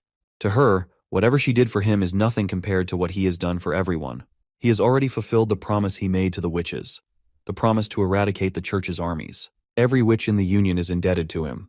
Any of them would have gladly sacrificed themselves for his safety. Even if he wasn't here, there would be plenty of people willing to take care of him. But Roland only wants her to be his caretaker.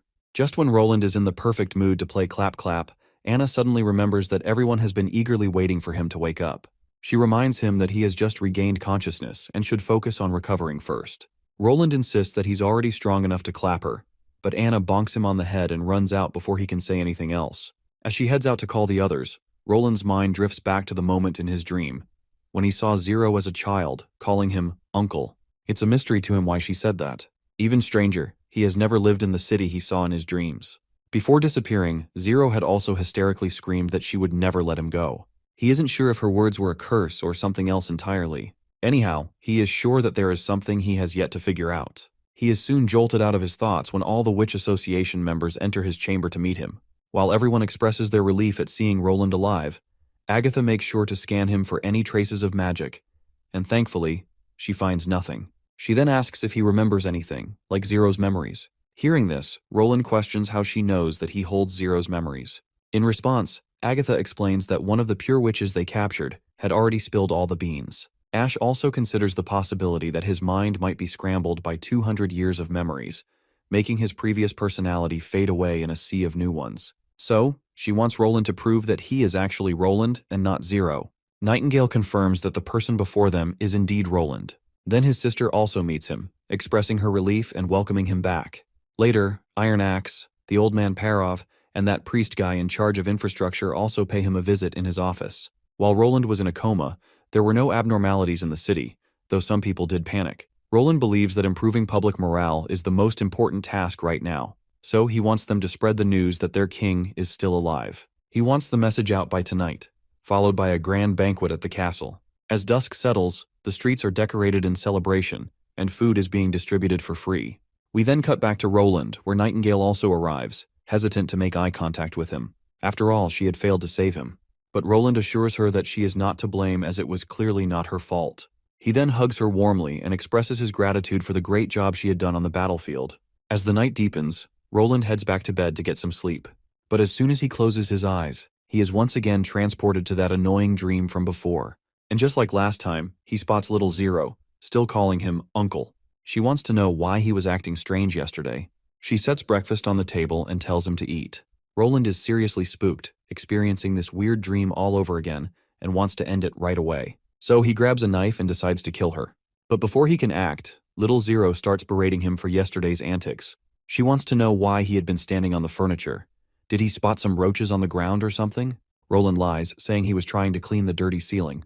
But the little one isn't buying it. If he really wanted to clean the roof, a wet rag attached to a tall stick would have been the easiest way to do it.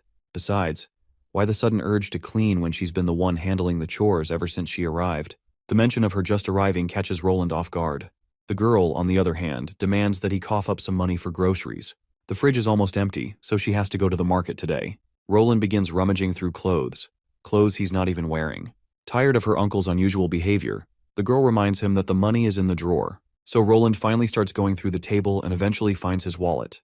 He asks how much she needs and she demands $20. Only because she can't carry more groceries than that, though. Instead, he gives her $50 and tells her to use the leftover for next time. She takes the $50. That's when he notices her index finger wrapped in a bandage. When he asks about it, she responds that she got cut while picking up glass shards. With that, she heads off to school. She won't be coming home for lunch, so he'll have to do the dishes today. But he quickly reminds her that it's already summer vacation. To this, she replies that she's going to cram school. As she leaves, she suggests that he go to the hospital if his head still hurts. On her way out of the apartment building, Roland notices her greeting her friends that are her age. Not gonna lie, the more he searches for answers, the more complicated this whole thing gets. For a moment, he considers following her. It's then that Roland spots Garcia Wimbledon walking down the corridor. His instincts kick in, and he prepares himself, knife in hand. Garcia merely requests that he step aside so she can pass through. Seeing this, Roland asks her if she doesn't recognize him.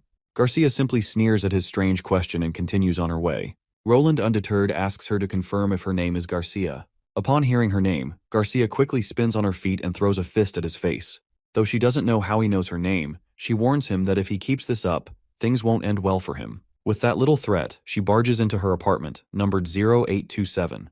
Roland notices that the apartment number has 3 digits, and the corridor stretches on endlessly, lined with a plethora of apartment rooms. As he thinks about it, he recalls how Zero once claimed to have devoured thousands of warriors, one of whom was even a transcendent witch. That basically means all the residents living here are those she's devoured. By now, Roland has no doubt that Zero created all of this, but he wonders if it was her intention. He still doesn't understand why she would create such a bizarre dream realm where she doesn't even recognize herself as a pure witch, instead role-playing as a middle school student. It's pretty obvious that this modern environment has to do with his own memories, but he's not sure what role he's supposed to play in all this. He knows he isn't supposed to be in this building of the defeated people. After all, he still has all of his memories, and he's aware that he's dreaming, so he can leave this place at any time. Since his head is slightly throbbing from falling last time, it suggests that the dream feels incredibly real. If that's the case, he wants to figure out just how far this dream goes in terms of realism. Roland heads back to his bedroom and then takes a look into his storage room. Afterward, he enters Zero's room, where he finds a diary. He opens it and starts reading a few illustrations she's drawn of herself and him, mostly writing about day-to-day life. February 16th is the day she moved between schools and was eventually assigned to live here. The landlord's name is Roland, and he's not very orderly. She writes that he works at a bar and always smells of alcohol. She doesn't like this place, but her parents said it was the cheapest apartment. They told her she'd have to go back to the countryside if she complained. Roland is creeped out by all the nonsense she's written, but he continues to read nonetheless. On February 27th, her school started, and at the same time, Roland lost his job. He now only eats instant ramen for dinner. By March 2nd, he used up all his allowance on ramen, so she had to talk to him about it. On March 3rd, he agreed to her suggestion and decided to give her a bit of money every month to buy fresh groceries. By March 8th, she had started to get used to living here. The final note, from June 25th, mentions how terrified she was when she saw Roland fall from a chair as she came in. But at least the sofa absorbed his fall. Roland finally shuts the diary and begins piecing things together. It seems like everyone in this dream world has a backstory that fits the modern setting. However, all these stories are quite complicated, and he probably doesn't have the mental capacity to create them. He also notices a few textbooks. From the cover, he can tell he used these books in middle school. The book he's currently looking at is chemistry. Seeing the periodic table inside, Roland gets excited to read it, especially since it could help him refresh his knowledge. But as soon as he attempts to read it, everything begins to distort, and he wakes up in reality. After entering the dream world twice, Roland has finally figured out some sort of pattern. The first thing he noticed is that the passage of time is not the same as in reality. If he spends 8 hours in the dream world and then wakes up, it's still nighttime in the real world. The second thing is his brain activity. Maybe it's because the dream is so realistic, and when he acts in the dream, he doesn't have time to sleep or rest, which is a major challenge for him, as he'll always be sleep-deprived at this rate. If he can use the time difference and rest while dreaming, he's sure it will make things much more efficient. Thirdly, the dream world itself. He's not sure if this place even has an end or any boundaries, or how many fragments of memory it contains. Lastly, he wants to figure out how much hidden or forgotten information he will be able to discover here. The next day, in the conference room, Roland holds a meeting with all the government representatives. Now that the threat of the church is gone, there's no question they need to prepare for the devils.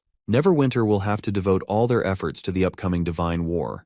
This means they'll need to direct their attention toward the other kingdoms as well. They'll have to recruit the Everwinter and Wolfheart kingdoms to combat the devil threat. Though Baroff is concerned it won't be that easy. Roland points out that the news of the church's fall will undoubtedly spread across the entire continent, and he wouldn't be surprised if some church-affiliated aristocrats retaliate. However, this is a good opportunity for Neverwinter. It doesn't matter if it takes money or military strength to deal with the rebelling aristocrats, they just need to pull everyone into Grey Castle. Moreover, with the arrival of next spring, the Neverwinter seaport will also be put into use. Baroff's task is to formulate a recruitment plan, rent ships from the bay merchants, and find places to accommodate the newcomers in the city. Additionally, Roland officially incorporates Iris Candle into the city hall, appointing her as the vice head of the department. While Baroff is grateful for Roland's consideration, he is confident he can handle this on his own. However, Roland makes it clear that his decision has already been made. He then shifts his attention to Sister Scroll, since education will also play a major role in their preparations. Roland asks her how the training is progressing for intermediate-level teachers. The girl reveals that only Ferlin has passed the exam so far, and she worries that this might not work out.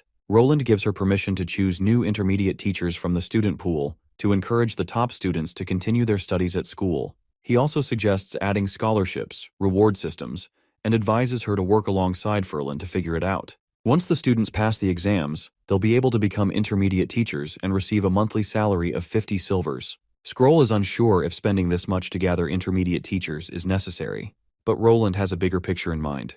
Becoming a teacher won't be the only future they can choose. They will also have the freedom to enter any field or industry they like. After all, an educated population is useless if they can't be utilized, so funneling them into industries they're suited for is an important step.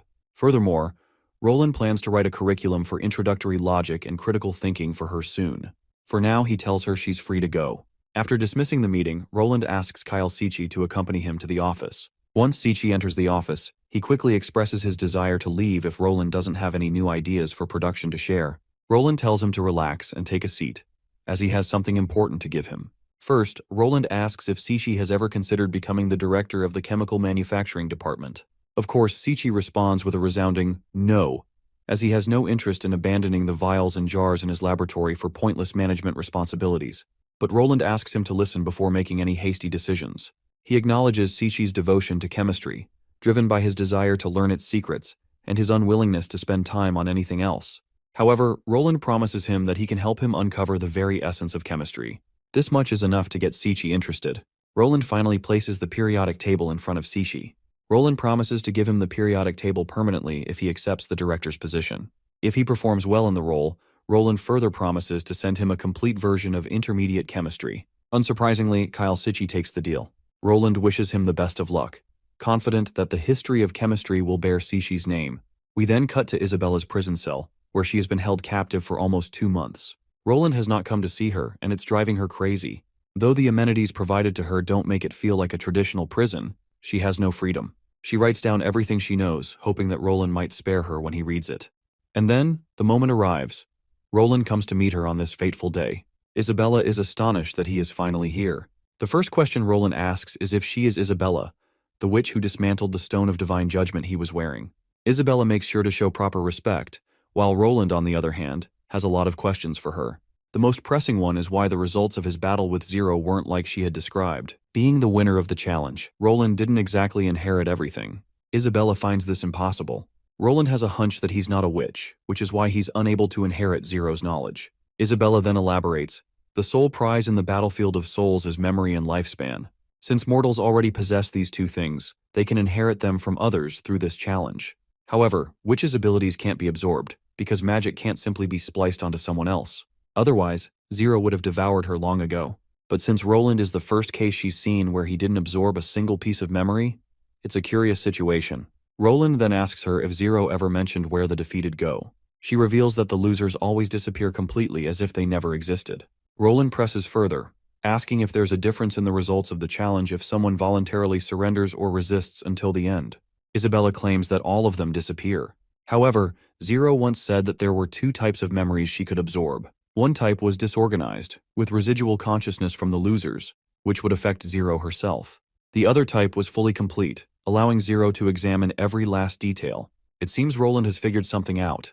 He decides to put this topic aside for now and focus on Isabella herself. Roland tells her to be grateful for her ability, not because it's particularly unique, but because it can't be used to directly harm someone. No matter what she's done, even though she aided Zero in attacking him, she is no more than an accomplice. Therefore, he won't execute her, but she must pay for her crimes, just like everyone else who has broken the law. Isabella falls to her knees, willing to accept any punishment necessary as long as Roland defeats the devils. Roland reminds her that devils are the enemies of all humans, and of course, he will fight them to the end. However, he won't go about it the way the church would have. He won't waste the potential of humanity in winning the divine war. He wants her to change the habits she had in the church. Isabella clings to the ground, saying she's willing to adhere to any command Roland has for her. Roland is startled by her submissive behavior. He quickly orders her to get up, telling her this is not Hermes, so she doesn't have to act like a servant. Here, all she needs to do is help Agatha in her research on magic. Furthermore, there will be no concept of pure witches, and she will be called the Repenting Witch from this point onward. Before Roland leaves, Isabella asks him about her friends, Vanilla and Mary. Roland assures her that they are being treated better than she is. With that, he leaves. Isabella is left staring out the window. Seeing the beautiful day, she cracks a smile as if she's finally found the salvation she's been seeking. Later, Nightingale complains to Roland about how easily he let Isabella get away, even though she almost killed him. Roland reminds her that it was Zero who almost killed him. Isabella merely made it possible. Since Isabella didn't do anything unforgivable, and most importantly, he didn't suffer any permanent damage, he wants to leave the matter as it is. She will be a good PR example. Her case will help people understand that crimes can be repented and forgiven, as long as they aren't too severe. After all, devils are the greatest enemies, and using Isabella's abilities to bolster their chances at victory is the best form of redemption. Nightingale finally relents, deciding to keep an eye on her. As Roland stands there, he reflects on what Isabella said about the 2 types of memories. One chaotic and scrambled, while the other is complete and ready to be examined. He begins to wonder if this is why Zero kept pressuring him to surrender during the battle. The only explanation is that if the loser willingly surrenders all of their memories to Zero, then she faces no side effects. This is probably why she didn't solely focus on killing Roland. This process seems very similar to the one in which Roland possessed the real Roland's body. Specifically, he had taken over his memories and was able to examine his past however he liked. He didn't have to spend time memorizing it, and there were no consequences to pushing his memories to the back of his mind. Given that Prince Roland had been killed by Garcia's poison and had no willpower to resist his death, there were no consequences when our boy took over his body. He then thinks about what would have happened if a person with a strong will lost.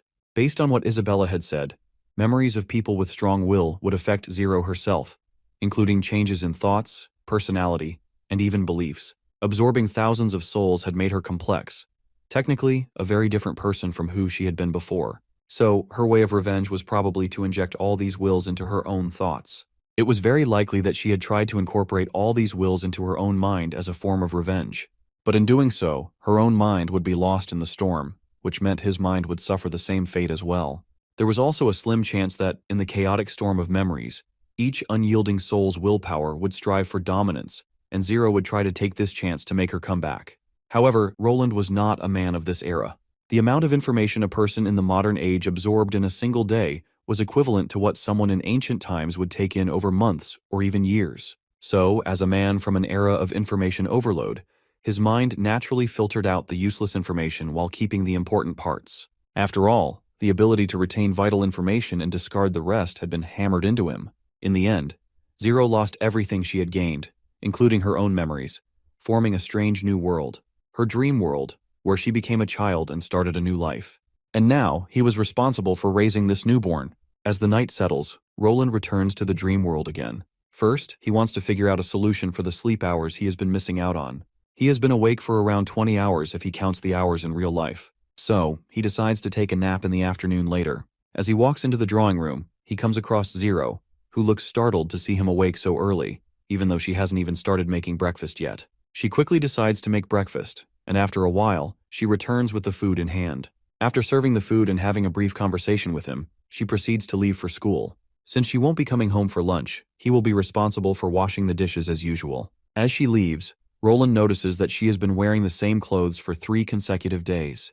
And what's more, why do they even need to survive on money if they are living in the realm of dreams? Since the money is going to run out soon, he decides to look for an opportunity to start earning. First, he gathers all the valuable stuff lying around. But the items he has aren't particularly high in value. Currently, the only valuable source of income he has is the $1,500 that Zero's parents wire her every month. But there's only $12 left in the account, and there are still 4 more days until the next transfer. Even if this jewelry is made of gold, he can probably pawn it for $1,000 at best. Though, he only wants to use it as emergency funding. He then enters the storeroom, and surprisingly enough, there's a lot more stuff than he initially thought. After scanning the room thoroughly, he estimates that he could sell some of these random appliances for around $100. Then, suddenly, he notices a locked door in the storage room. The door looks spooky as hell, like something designed to torture people in the middle of the night. Seeing the giant lock, Roland suddenly remembers the 2 keys on his keyring. After unlocking it, when he finally opens the door, he finds himself staring at the holy city of Hermes for some reason. But he quickly shuts the door. He then peeks at the other side of the wall where the door is located, but from the outside, there's no sign of a door at all. There aren't any signs of renovations either. This only means that when the apartment building was constructed, the door was wedged into the wall. He wonders if his apartment is the only unit with a door like this, or if other units have them as well. If so, what kind of spaces would those doors lead to? After putting on his winter clothes, he opens the door again and ventures inside. But even his jacket isn't enough to keep him from freezing. For a moment, he wonders if leaving the door open would help cool down his apartment as well. As he walks further, he thinks that maybe this is a memory Zero left behind. There are houses in ruins, and when he enters one of the storage units, he finds supplies. The food inside is incredibly fresh. The grapes he picks up were probably shipped from the old holy city. As he eats, he decides to keep searching for something valuable. Eventually, he comes across a box full of jewelry. He picks up the jewel box and decides to leave. He is sure that if he can sell it, he's going to hit it big.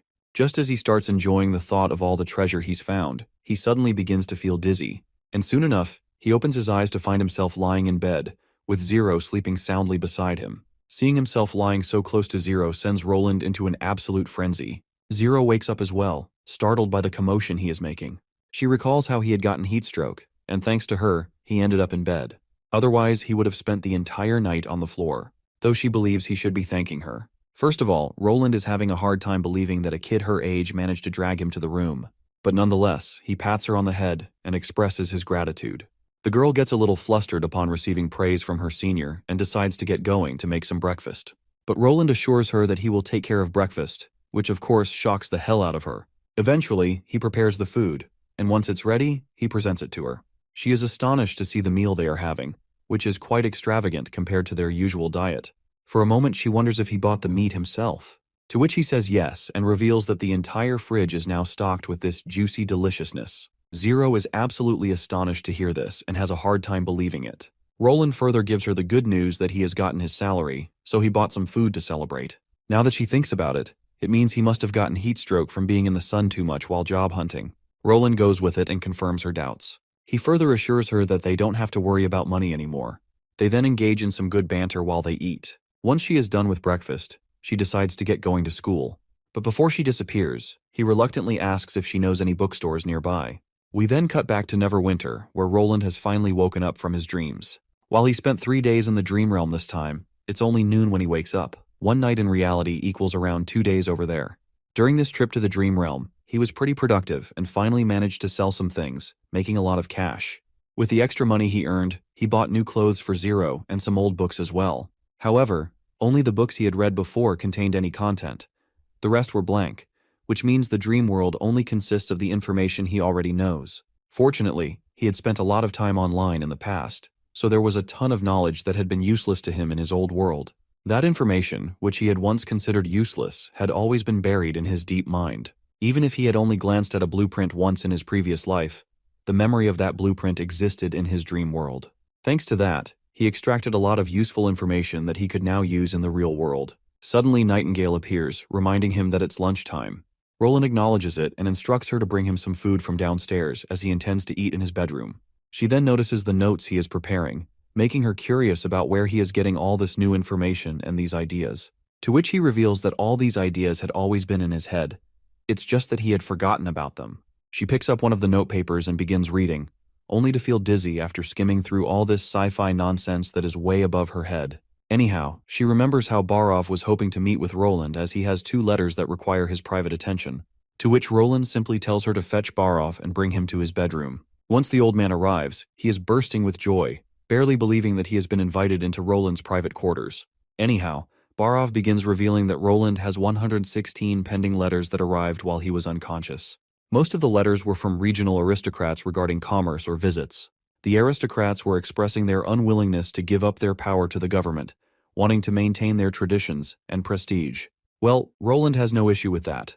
When spring comes next year, those guys will understand what the wise decision is. Roland questions Barov about the letters that require his personal attention. He wants to know who sent them. The old man reveals that one letter was from the astronomers, and the other was from the Kingdom of Dawn, but they arrived while he was in a coma. When Roland reads the letter sent by the astronomers, he learns that the Star of Doom has appeared in the night sky. According to historical records, it's a crimson star that never changes its position. But if the red moon appears in orbit, Roland is sure that it would definitely influence the planet, though the observation also shows that its size is extremely small. So the crimson moon is not a natural celestial body, but a man-made satellite. Though this clearly does not make sense to him. To get to the root of it, he instructs Barov to invite the astronomers to Neverwinter City. But Barov reminds him that the astronomers previously refused to come to Neverwinter, so he isn't sure they would come this time either. However, Roland reminds him that the situation is different. The astronomy tower has found what they have been looking for, so the only thing left for them is to continue observing it. He wants them to know that Neverwinter City has developed a new and improved telescope, and that they have found some old texts regarding the Star of Doom. Now, Roland shifts his attention to the second important letter, which concerns the Kingdom of Dawn. It appears that the news is not good. Prince Appin of the Kingdom of Dawn seems to have developed a deep hatred toward witches due to the actions of the church. This means that, for now, Roland will not be able to maintain friendly relations with the Kingdom of Dawn. He instructs Barov to send a formal diplomatic letter to the kingdom. First, Roland wants to congratulate Prince Appin on becoming king, and urges him not to hold a grudge against witches. He wants Appin to understand that the pure witches who once served the church are different from other witches. Furthermore, Prince Appin should know that Grey Castle has already established an official witch organization, and any aggression toward them would also be considered aggression toward Grey Castle. However, Barov is uncertain whether Appin will accept this message. There is a possibility that he might even perceive it as a threat. Roland clarifies that it is indeed a threat. If Appin Moya decides to recklessly attack the Holy City next year out of spite for the church, then it will be time for the Kingdom of Dawn to have its ruler stripped of his seat. The next ruler of the Kingdom of Dawn must be someone willing to stand by Grey Castle and fight alongside humanity in the Divine War. For example, Andrea of the Quinn family would be an ideal candidate for this position. With that said, Roland dismisses the old man. Later, Roland meets his sister Tilly. Ash leaves to give them some privacy. Once they are alone, Tilly informs Roland that she is preparing to leave soon. She plans to make a round trip to Slumber Island. Roland sighs in disappointment upon hearing that she is leaving so soon. However, as her words sink in, he realizes that she is only making a round trip, meaning she will return. Tilly further reveals that she intends to bring the good news of his victory against the church to the witches of Slumber Island. She wants them to know that Neverwinter, the city of Grey Castle, has completely eliminated the threat of the church, meaning no one will have to hide on the island anymore. She warns him that she will be bringing more witches to Grey Castle, and hopes that it will not be burdensome for him. Roland, however, sees this as a dream come true. The gates of the western region are always open for new witches. Tilly teases him, remarking that even his apartment buildings will not be able to accommodate so many witches. Even if only half of them decide to come, the number of witches will be many times larger than the current witch union. Roland assures her that he will ensure the construction of more buildings to accommodate all of the witches. Tilly is pleased, but has 3 conditions she wants him to agree to. First, if any witch wishes to leave Neverwinter for other towns, she hopes Roland will not restrict their freedom. Roland has no issue with that, though he reminds her that Grey Castle has not yet been fully unified, so he would not recommend venturing beyond the western region. Tilly assures him that she is merely speaking hypothetically. The second condition is that if any witches do not wish to serve him, he cannot force them to. Roland responds by asking if he is free to persuade them to serve, to which Tilly agrees, as long as his methods are not coercive. Lastly, she hopes that Slumberspell can continue as an independent entity. Of course, the organization will still share a portion of its profits with Neverwinter. Speaking of Slumberspell, it is a witches organization created to resolve conflicts between battle witches and support witches. It also generates income for the island through contracts.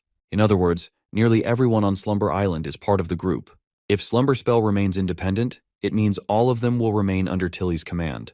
To Roland, it sounds like a private company, so he has no objections. However, he reminds Tilly that they will still need to abide by the laws of the government. Tilly is pleased that he has agreed to her terms. She then decides to prepare to gather her belongings, as her ship will arrive in 3 days. Furthermore, she is taking Evie and Softfeathers with her. However, once the Bloodfang situation is dealt with, she will bring them back. Roland asks if she will return before the Months of Demons. Tilly assures him that she will, as she intends to participate in the Months of Demons just like last year. Not only that, but she also wishes to fight alongside him against the devils until winter ends. Later, Roland holds a special feast for the witches. Everyone is astonished when they see the otherworldly cuisine for the first time. They are unsure how they are supposed to eat it. That is when Roland reveals that this feast will be called Hot Pot. The eating process is simple. Each person places their desired ingredients into the pot and eats them once they are cooked. And so the witches eagerly grab pieces of meat, boiling them in the steaming pot before devouring them with delight. The atmosphere is lively as everyone enjoys the feast, reveling in the unique dining experience. Later that night, as Roland sits in his bedroom, Anna arrives with exciting news. The new steam engines she had been working on are finally completed.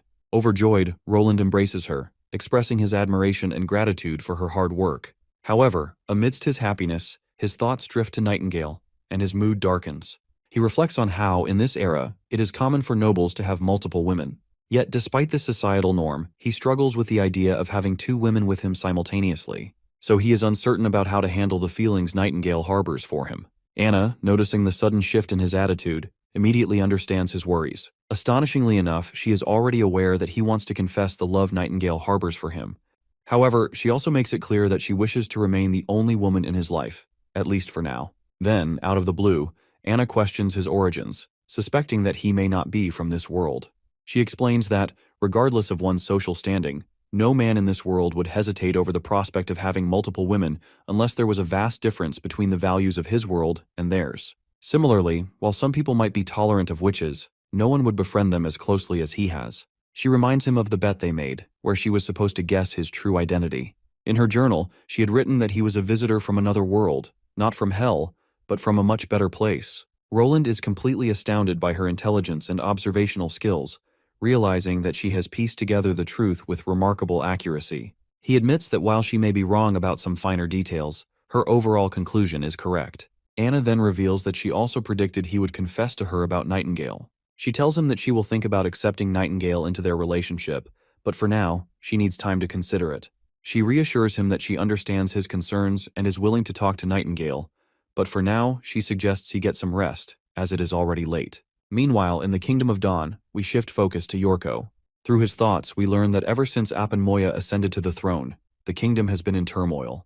The most common topics in the pubs revolve around rebellions from lords at the border. Foreign commodities in the markets have dwindled, and merchants have stopped transporting slaves for trade. Soldiers are frequently seen breaking into civilian households to conduct unwarranted searches. In a surprising move, Moya has not only taken in all the Wolfheart slaves, but has also granted them identities as free citizens. While this might seem like a noble act, it directly interferes with Roland's plans, as he had intended to bring all the refugees under his rule. Yorko, unable to send more slaves to Grey Castle, finds his profits disappearing. However, he remains optimistic, confident that his position as ambassador will present new opportunities sooner or later.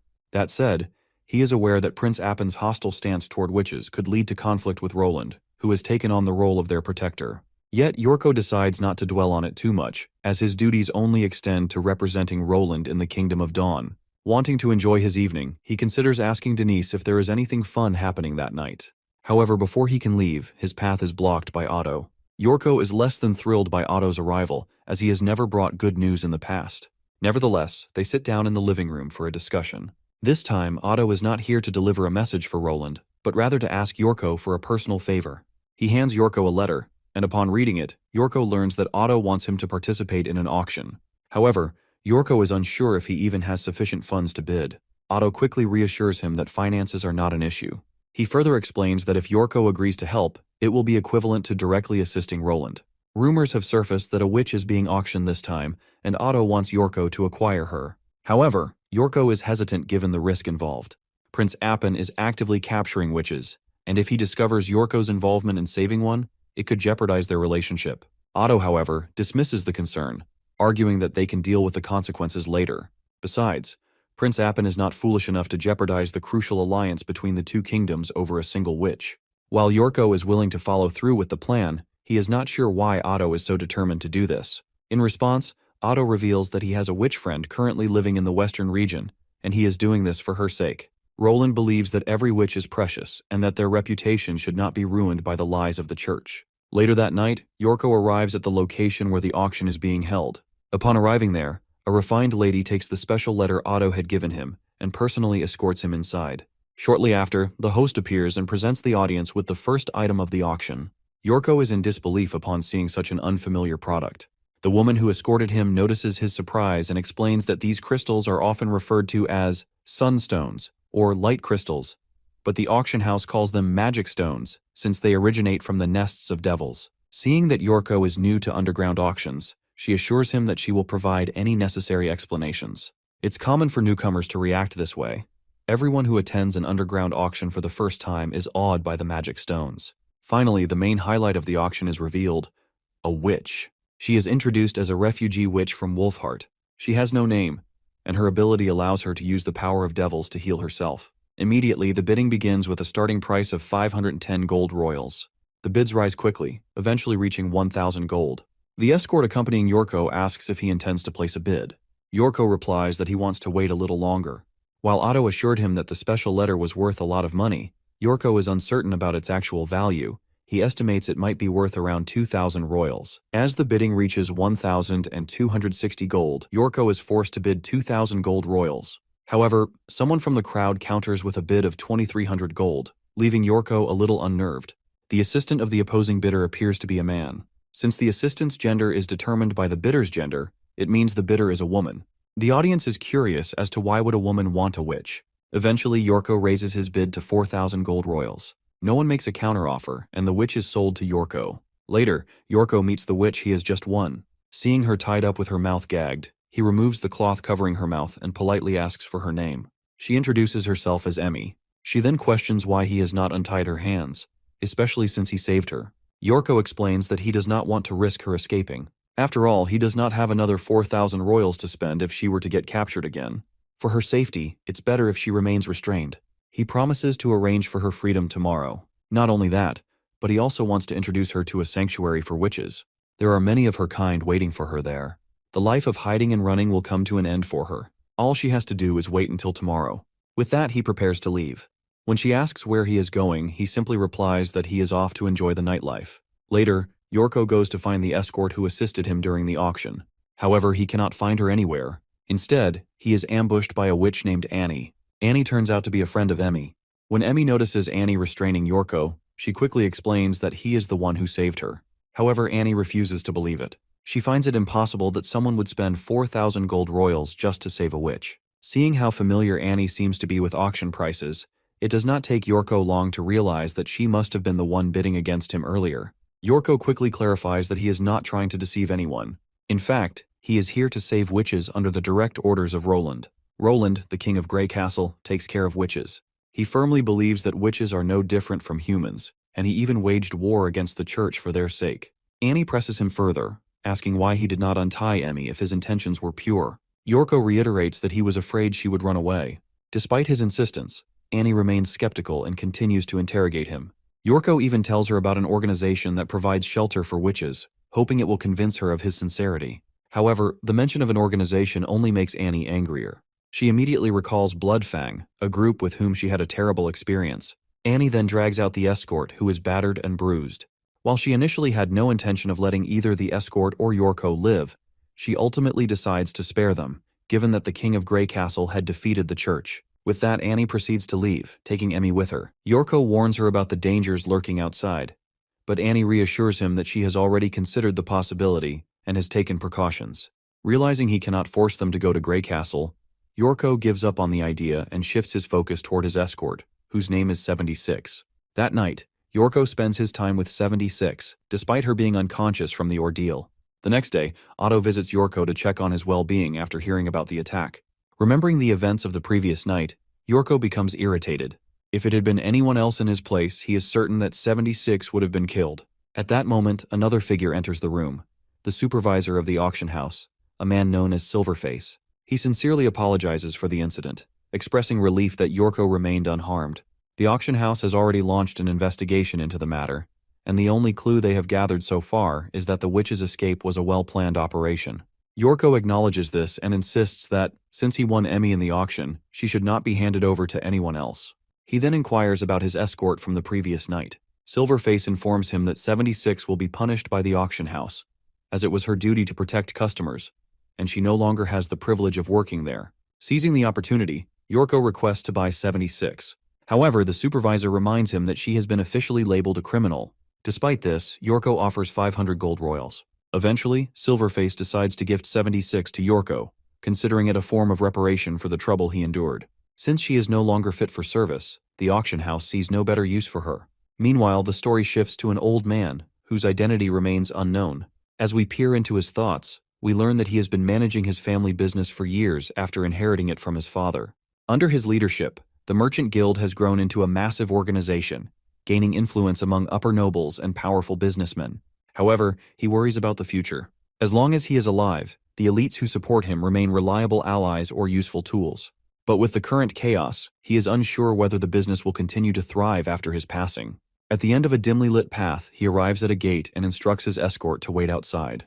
Once he passes through the gate, we encounter a moat, where soldiers clutching magical stones inform him that the emissary is waiting for him.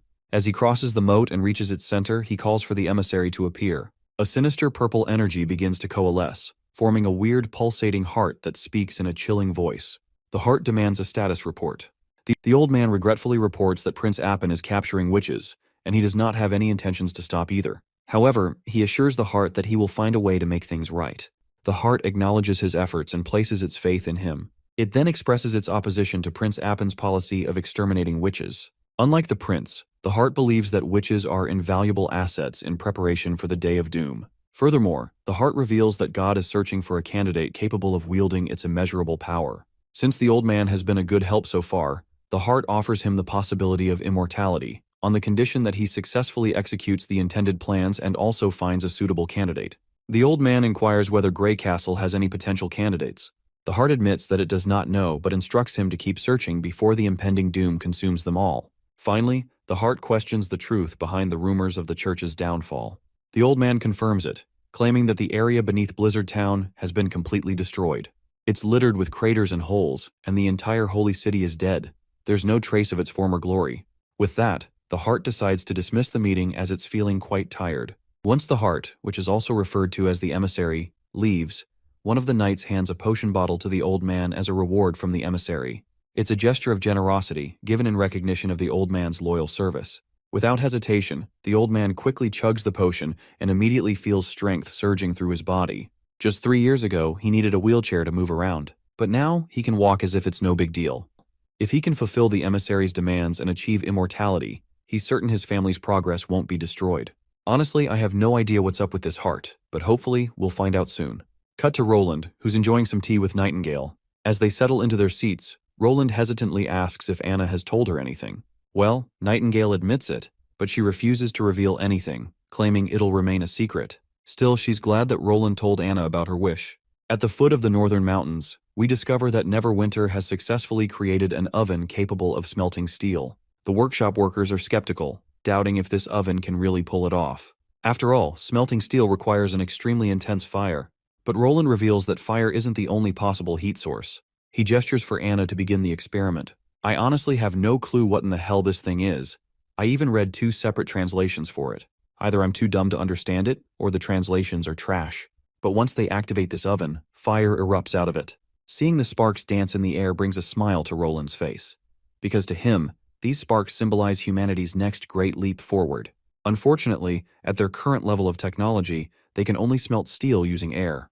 But Roland is confident that if he can acquire pure oxygen in the future, the fire will burn even stronger. Beyond handling day-to-day matters, Roland has also been piecing together his memories. So, as soon as he hits the bed, he finds himself opening his eyes in the dream world.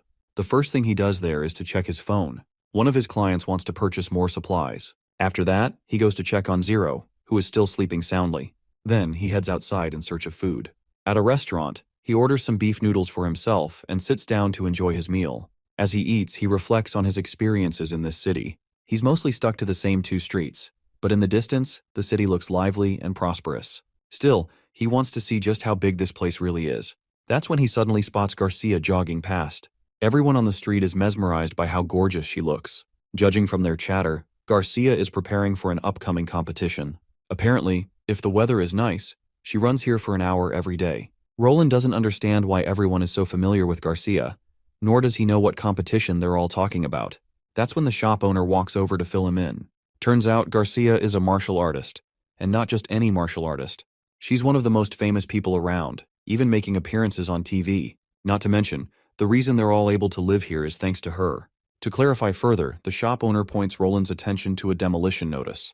As fate would have it, real estate developers have been trying to tear this place down for years, hoping to replace it with new skyscrapers. They claim this district is too old and no longer fits with the rest of the city. They wanted everyone to relocate to the urban areas, and if Garcia hadn't stood up to them on TV, they all would have been forced out a long time ago. The shop owner is confident that now that Roland is staying here, he'll come to understand this place's charm too. Later, Roland still has no idea what the hell is going on. Sure, the dream world pieces together memory fragments in some incredible ways, but this is just too bizarre to believe. And what's this nonsense about demolishing these apartments? If this place gets torn down, he has no idea what he's going to do, especially since all the doors connected to his memory fragments are inside this building. And so is the creator of this world, who of course is our boy. The next day arrives, and Zero steps out of her room, rubbing her sleepy eyes. Looks like Roland woke up before her. And not only that, he even made sure to prepare food. Zero is quite surprised to see him up this early. Roland explains that he found a job, so he's not the lazy guy he used to be. With his monthly paychecks combined with Zero's allowance, he's confident they can live a pretty comfortable life. As Roland sits down, he asks Zero if she knows anything about Garcia. Zero reveals that Garcia joined the Martial Arts Association at 20 years old, and there are rumors that she has never lost a single match during tryouts. Because of that, she's been regarded as a celebrity ever since. Roland finds it interesting that there's an entire organization dedicated to martial arts, leading him to believe there must be a lot of martial artists around. But contrary to his assumption, Zero denies it. Only those who have awakened their natural force can truly become martial artists. And awakening is just the bare minimum. Without tenacity and perseverance, one will only become a puppet to power. Curious, Roland asks where she learned all this. Zero casually replies that she learned it in school.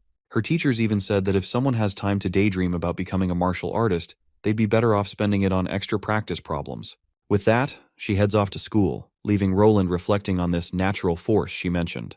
Perhaps a puppet to power is similar to how witches experience antiphase when their bodies are brimming with uncontrollable power. He then turns on the TV and watches a martial arts match.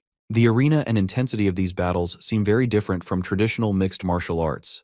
From a competitive perspective, it doesn't seem more entertaining than boxing. But as he watches the fighters, he notices something intriguing. Their durability far surpasses that of normal people. This makes him believe that the natural force doesn't just enhance strength and speed, it seems to grant special abilities as well. Then, he notices something shocking. Devils are also participating in the competition. Even stranger, the audience isn't panicking at the sight of a devil in the flesh. It's as if devils are just part of everyday life. This only makes Roland believe that people see the devils as foreign fighters, rather than actual threats. Suddenly, he starts feeling hungry. It's almost lunchtime, and he also realizes that Zero hasn't returned yet. Just as he gets up to grab some food, an unexpected news report catches his attention. Breaking news, an armed robbery has been reported on Central Mountain Road. Roland feels a wave of shock because Central Mountain Road is the same route Zero takes to school. The reporter goes on to say that the police have sealed off the area and advise people to stay inside. A sense of panic grips Roland. Zero has played a huge role in creating this strange dream realm, so if something happens to her, the entire world might collapse as well. Without wasting another second, he dashes through the streets, determined to reach her. When he arrives at the reported location, he doesn't find Zero. Instead, he sees that the criminal has already been handcuffed by the police, which means she should be safe. But he still doesn't know where she is. Seems like he got worked up over nothing. Just then, a blood-curdling scream reverberates through the area. Reluctantly, he follows the sound. In a quiet corner of a dark alley, Roland finds a man who turns out to be a zombie. Bro's not actually a monster, but he's consumed by some kind of natural power, something little Zero explained to us earlier. He then twists his neck around to make eye contact with Roland and asks if he's a martial artist. Of course, Roland denies it, but that doesn't stop the monster from wanting a taste of him anyway. Roland questions the mindless zombie if he's being consumed by the natural force. The zombie just scoffs, saying Roland is talking complete nonsense. He believes people have no clue where this power comes from and know nothing about its true essence. While the monster himself can't tell exactly what this power is, he can feel its presence inside him, and he's sure of one thing. It definitely doesn't belong to this world. It's a gift from the deities. He had thought that the robbery commotion would attract one or two martial artists, but that robber got arrested before any martial artist even showed up. Roland, on the other hand, simply balls up his fist and delivers a devastating punch straight to the bastard's nose. The poor sucker staggers backward as Roland keeps pummeling the hell out of him, treating him like nothing more than a punching bag. It looks like the zombie guy can't use his natural force against Roland, so he ends up getting completely wrecked. Then, Roland grabs the natural power lingering over the dude's head and yanks it right out of his body. Suddenly, the dark red energy Roland snatched begins to coalesce, erupting into a brilliant yellow light, causing him to absorb a newfound power. He can feel warmth coursing through him. Later, he heads back to the apartment, where he finds Zero already there. The first thing Roland asks is where she's been all this time. She claims the cram school kept them in overtime. Plus, she doesn't have school tomorrow. Now it's Roland's turn to explain himself, what he was up to. He simply says he went out looking for her since she didn't come home on time. Zero reminds him that she's not a little kid who gets into trouble so easily and suggests that next time, he should just wait at home unless it's an emergency. Roland acknowledges this and decides to have dinner. As they sit down to eat, she mentions again that she doesn't have school tomorrow and doesn't need to start her homework right away. Roland then suggests she tag along with him tomorrow since he's heading to the library. But Zero isn't so sure she wants to hit the books right after finally getting a break from them. To persuade her, he offers to buy her some clothes too. And so, the next day arrives, and they head out from their apartment to the city's commercial hub. First, they'll go to the library before buying her clothes. That way, they won't have to carry bags around. Though Zero reassures him that she doesn't mind if he doesn't buy her anything, Roland just pats her head, saying she should have more outfits, dresses, shoes, shirts, the whole deal. A while later, they finally arrive at the library. There, Roland finds the book he was looking for, one about the properties of alloys. Seeing him reading, Zero looks a little confused, wondering since when did he get into studying, but it looks like Roland didn't find what he was looking for, so he puts the book back and decides to move on to the next destination. When Zero asks if he's done reading already, he just shrugs, claiming they should hurry and get her some clothes before the day is over. And so, they walk around, and Zero ends up checking out a ton of different dresses. Finally, Roland buys her a bunch of clothes, along with a burger and juice. Zero starts feeling a little concerned, seeing how much he's spending. But Roland remains nonchalant, assuring her there's nothing to worry about. He even offers her this new phone just so they both can stay in touch. Later, Roland wakes up in the real world after spending 2 straight days in the dream realm. He can still feel the lingering sensation of that natural force he absorbed back there. He has no idea what that thing was, but one thing's for sure. If it was some kind of natural power infused with magic, it shouldn't have been tangible. He also has yet to figure out who that sickly man was. There's no way in hell his brain could house such a massive dream realm. If it doesn't exist in his subconscious, then where the hell is all this happening? For now, he decides to push aside the mystery of the dream realm. He's got more important things to focus on. Thankfully, the dream realm allowed him to revisit a lot of knowledge he had forgotten. His memory is still fresh on the book about alloys he read in the library. If he utilizes this newly acquired knowledge, he can significantly cut down the time Anna and Lucia spend experimenting. If he's successful in producing the third generation of machinery he's envisioning, he'll be able to craft even more sophisticated parts. In the coming days, Neverwinter City will have the chance to step into the gates of the Industrial Revolution, and the Western region will undergo a drastic transformation as they enter this new era. Later, the priest guy responsible for the construction side of things arrives with good news. Since I can't remember his name, let's just call him Cheeky Ass until we figure it out. Cheeky Ass gives the report that Road 67 has finished construction. Roland is glad to hear how they're getting much more efficient with these new projects compared to past ones that took twice as long to complete. Cheeky Ass has plans to assign the workers to new housing projects only if Roland doesn't have any more road projects. It'll cost a bit more, but Neverwinter City's neighborhoods are in dire need of expansion. Roland already knows this. Their new town has at least tripled in size in just 1 year, not including the farmland they've developed from the Redwater River. But Roland also mentions that the road projects aren't going to end anytime soon, and that he plans to build a steel road from the mines all the way to the port. Of course, Cheeky Ass hasn't heard of this steel road before, so Roland explains that, as the name suggests, it's literally a road made of steel rails. It's similar to the system used in the mines, but it's constructed entirely of steel. Cheeky Ass acknowledges this, and further asks how many workers are required to build it. Roland simply states that they need a lot of them. He doesn't want it to be as limited and basic as just some steam engine pushing carriages over tracks. He wants a proper transportation solution on a grand scale. He essentially wants to create a network of rail tracks for trains to support land transportation. This would be a huge leap for the transportation sector.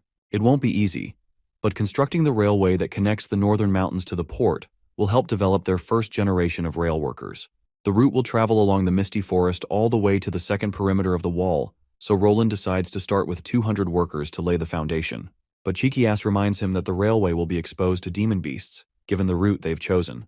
Roland reminds him that the beasts wouldn't be interested in steel, and besides, he doesn't plan on finishing it before the month of demons. As for next year, he's confident they won't need to hide behind the shoddy mud wall anymore.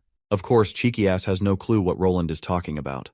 Roland points out that the border town is getting really cramped with all the people, and it's become difficult to rely on a thin wall to protect them from demons. So, he plans to expand along the western border. When the Divine War begins, the Devils might place troops at the ruins of Tequila, and if that happens, their scouting stations could extend all the way to the foot of the mountains. If they can turn the mountains into a wall, Roland is sure they'll be able to protect the kingdom. He also plans to build steel rails to places that don't have access to the rivers to make transportation easier through trains. Furthermore, Roland envisions building an architectural landmark at Neverwinter City. The mention of a landmark makes Cheeky Ass wonder if Roland is talking about something eye-catching, like a memorial or a clock tower. Roland confirms this, though he believes calling it a landmark would be more fitting. It won't be like any other construction project. Roland plans to build a residential building along the Redwater River behind the industrial district. He then hands over the blueprints for the project. It may be the grandest project they've ever undertaken. 15 stories for each building, with each story being 11 feet tall. That means the total height will be more than 50 meters. Cheeky Ass is so overwhelmed by the blueprints that he's sure these buildings will touch the sky. Roland reassures him that it's not going to be that dramatic. It's just a typical high-rise building. But in this primitive era, he's confident buildings of this height can serve as a landmark. It seems Cheeky Ass still doubts whether they can build buildings this tall. Roland assures him it's more than possible. Not to mention, this is far below the limit for reinforced concrete. He plans to personally oversee the project to ensure it happens. We then cut to the education department, where the witches are taking exams, and time is already up. Evelyn looks quite relieved that she managed to finish the exam on time. It seems she's finally caught up with everyone else academically. She suddenly notices that Anna isn't there, which isn't surprising. There are rumors that Anna is already on a different level from everyone else. Compared to Anna, the rest of the witches might as well be weak sauce. Suddenly, Evelyn gets hit by a crumpled piece of paper. She turns to see Candle, who grins mischievously, as she is clearly pleased with herself after doing well on the exam. Nightingale, on the other hand, looks as worried as ever about her academic performance. She might not be the sharpest tool in the shed when it comes to studying, but no one can deny her skills. She's an admirable figure, capable of going toe-to-toe with Ash in battle. We also catch a glimpse of Maggie, who seems completely disappointed with how she did. 3 days pass and the exam results are finally here. To Evelyn's delight, she scores big this time, 113 points. She can barely contain her excitement, but then comes the shocker. Maggie has scored 117 points. Evelyn can hardly believe it. Given how Maggie was beating herself up over the test, no one expected her to do so well. Maggie, on the other hand, is feeling incredibly proud of herself. Sister Moon is just as surprised. In fact, she briefly wonders if Sister Scroll made a mistake while grading. After all, she had seen Maggie spending the entire exam sketching and doodling pictures of honey-glazed meat. Lily, however, isn't so sure that accusing someone like Scroll is the right thing to do. She's clearly dissatisfied with Moon's attitude, but Moon isn't ready to drop the matter. She suggests they investigate and get to the bottom of this. Lily, however, makes it clear that no one is sneaking into the office unless Nightingale and Roland return. Moon reassures her they aren't planning to steal any exam papers. They just need to take a peek at Scroll's gradebook. To do that, she suggests calling Summer. With her magic, she can conjure an illusion of when Scroll was grading Maggie's paper. Evelyn reminds them that Scroll usually works in the City Hall, so they can't exactly barge in there. But Moon points out that City Hall is a public place. They aren't sneaking into Roland's office or anything. Lily, however, is skeptical. The education department is on the second floor, and she's not sure if the bureaucrats there will just let them walk up. That's when Candle speaks up. She has a plan. She tells them to follow her. Later, they arrive at City Hall. To their surprise, Candle has brought Nana along. Nana, of course, is practically a local celebrity at this point because of her healing powers. Watching Nana casually negotiate and chat with the officials makes the others anxious. They knew she was famous, but they had no idea she was this famous. Eventually, they make it to the education department. Moon wastes no time, quickly instructing Summer to activate her illusion.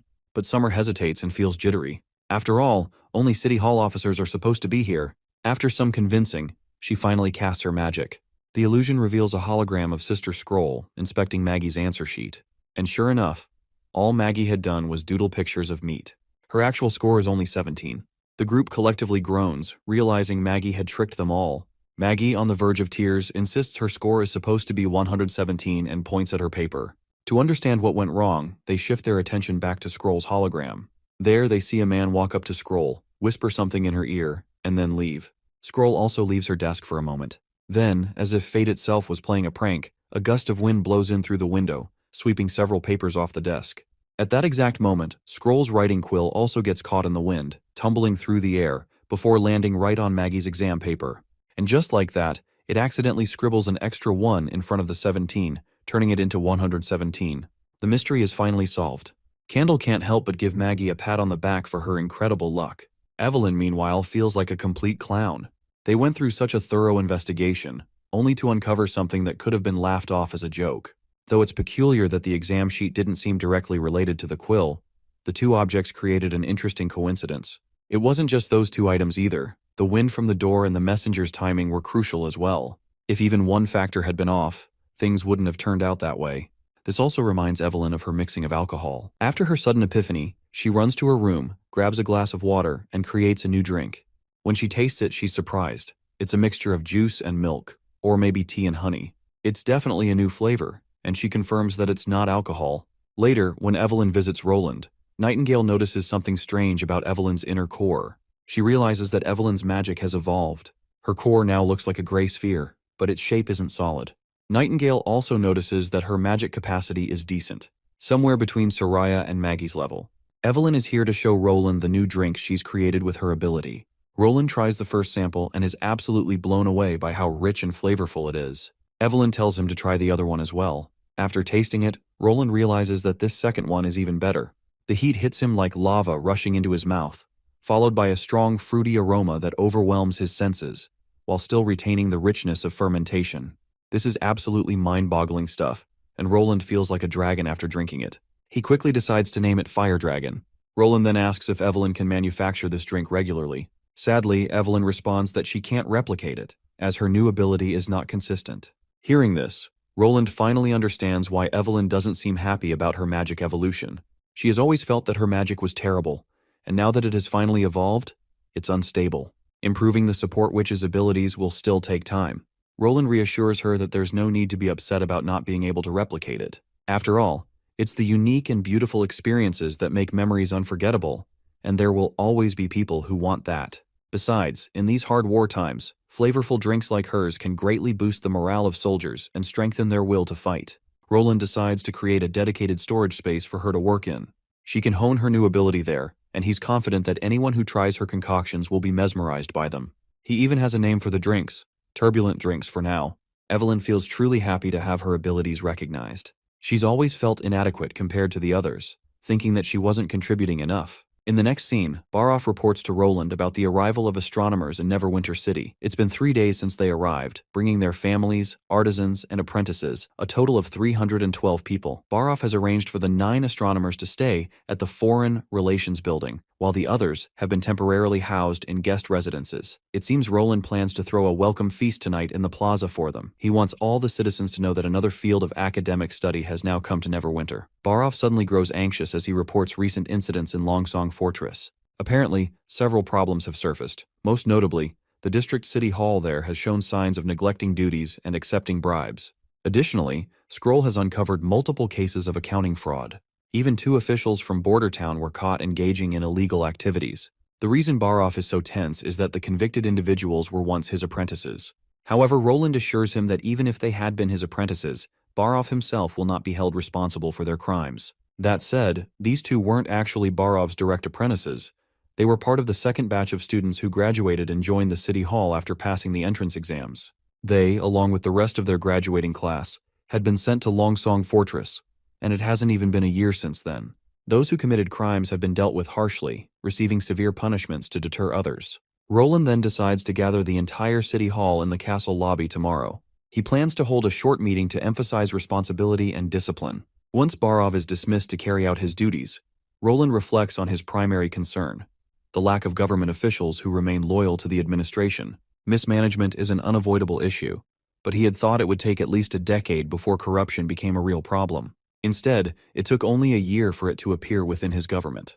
This recent incident, particularly involving officials with civilian backgrounds, has taught Roland an important lesson.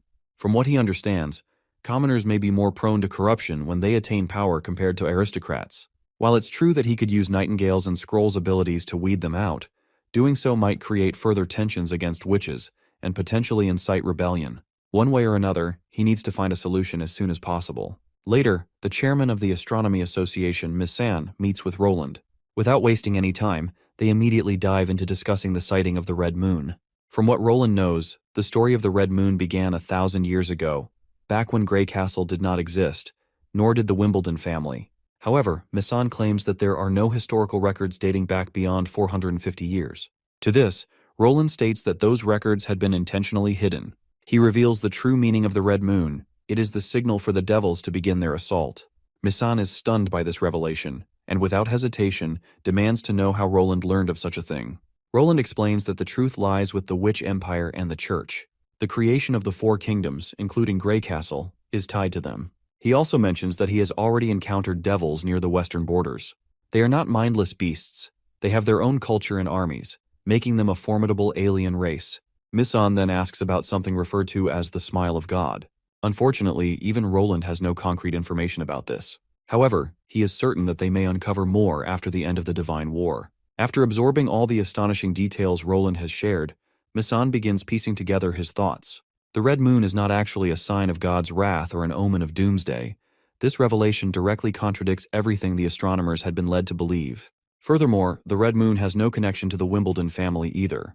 If all of this is true, then Roland's stance on witches finally makes complete sense. Since witches' powers do not originate from the devils, they are not humanity's enemies. This means that the rumors circulating in Grey Castle about witches being innocent were merely the tip of the truth. Miss San is forced to acknowledge Roland's cunning and cautious approach, like how he selectively disclosed information about witches while withholding the parts that could cause mass panic. Regardless, the old man is now fully prepared to listen to Roland and follow his orders accordingly. While the discussion about the Red Moon is crucial, Roland has another matter to discuss with Miss San. He pulls out a book and presents it to him. It is a book on geometry. Roland explains that he wants astronomers to use arithmetic to calculate shapes. With specific data points, it's possible to map out entire patterns, and the illustrations in the book are actually arithmetic expressions. These expressions will help them mark out complex shapes with greater precision. The more Miss San delves into the book, the more overwhelmed he feels. The knowledge contained within its pages is simply unreal. He spends half an hour trying to grasp the contents. While he understands many aspects, there are still several areas that elude him. Some of the symbols and methods differ from what is taught in the royal academies, making it difficult to correlate the calculations. Although dissecting this new information is fascinating, it will take time before he can fully comprehend its applications. It's not surprising that Misan struggles to grasp the book's content. After all, he has never learned equations. If he truly wishes to understand it, he will need to study the prerequisite books first. And it's not just Misan. Roland wants all the astronomers and their apprentices to study these concepts as well. Furthermore, Roland reassures them not to stress too much about the Red Moon. The Astronomer Society will only become valuable in the war against the devils if they first master this knowledge.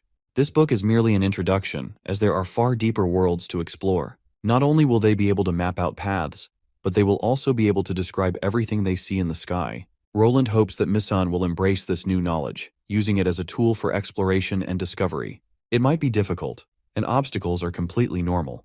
However, all Roland wants is for them not to give up. And he has complete trust that Misan will be able to absorb this knowledge in time.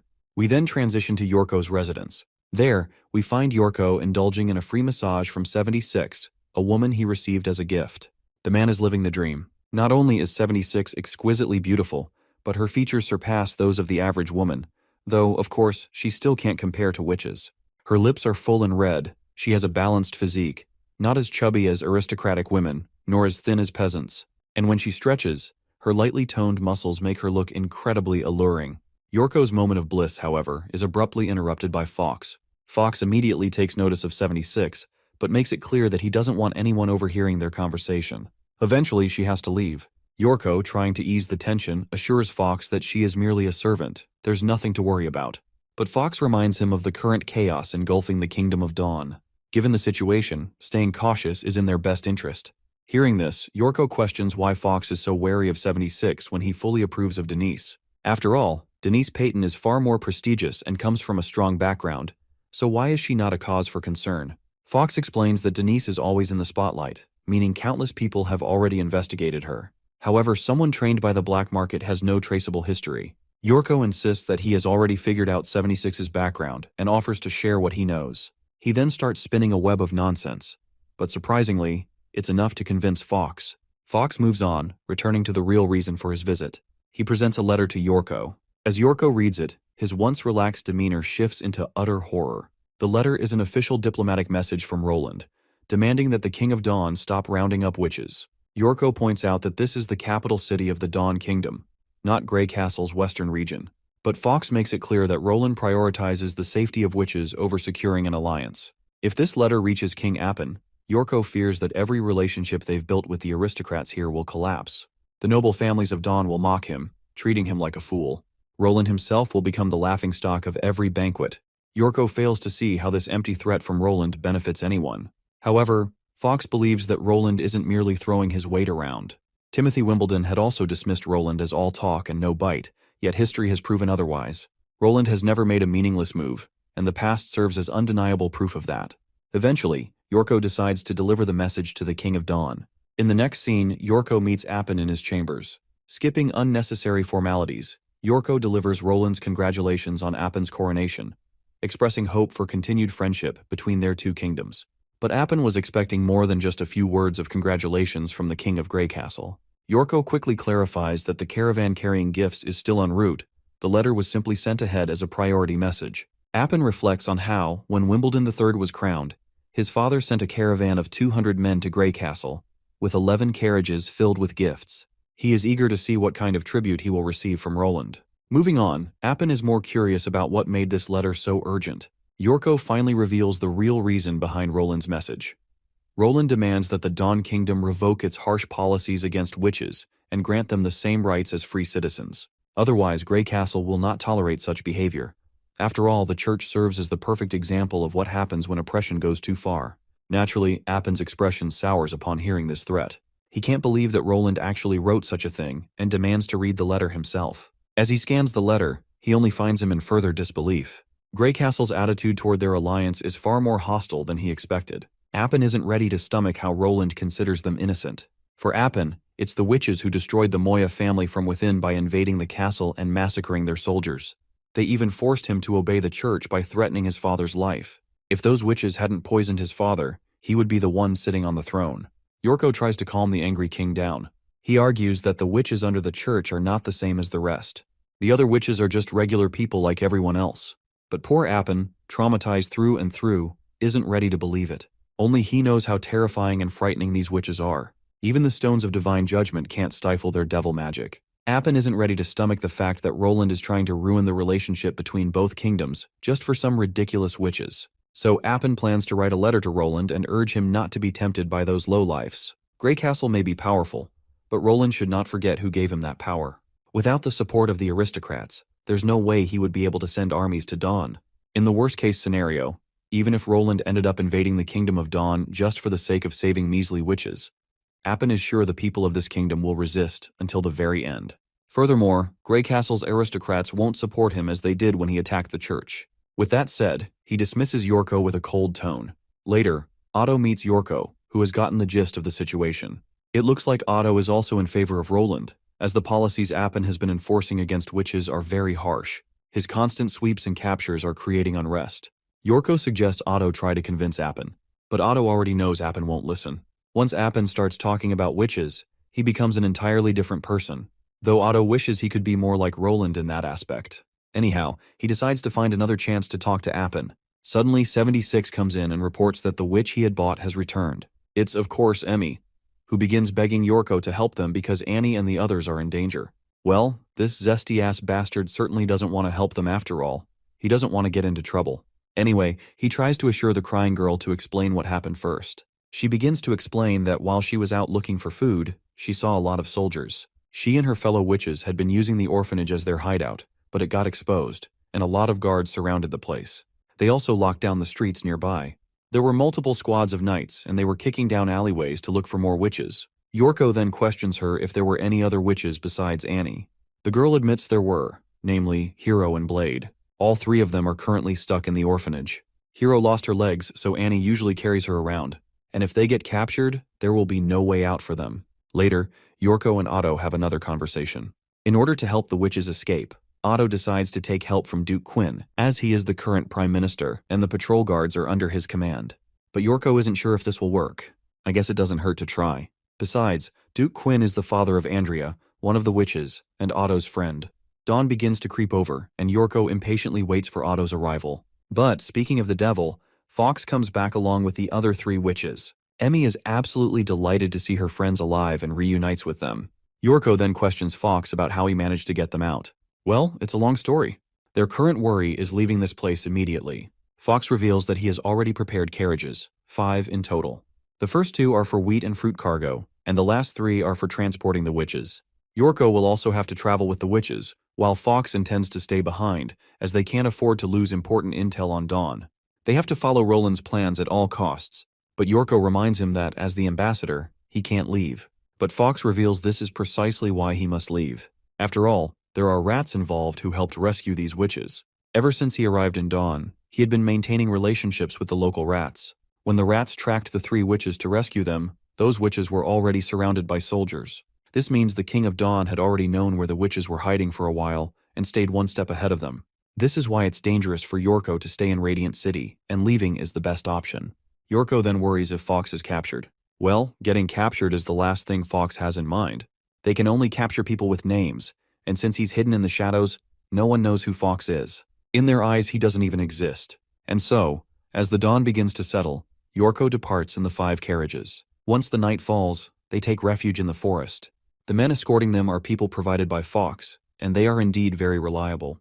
Annie then, out of the blue, apologizes to Yorko for the trouble she caused that day. Though she may not be handing them over to the King of Dawn, she still can't fully trust him. But Emmy vouches for Yorko, claiming he's not a bad person. It looks like 76 is also accompanying them on this journey. She feels quite happy that they are all from Wolfheart.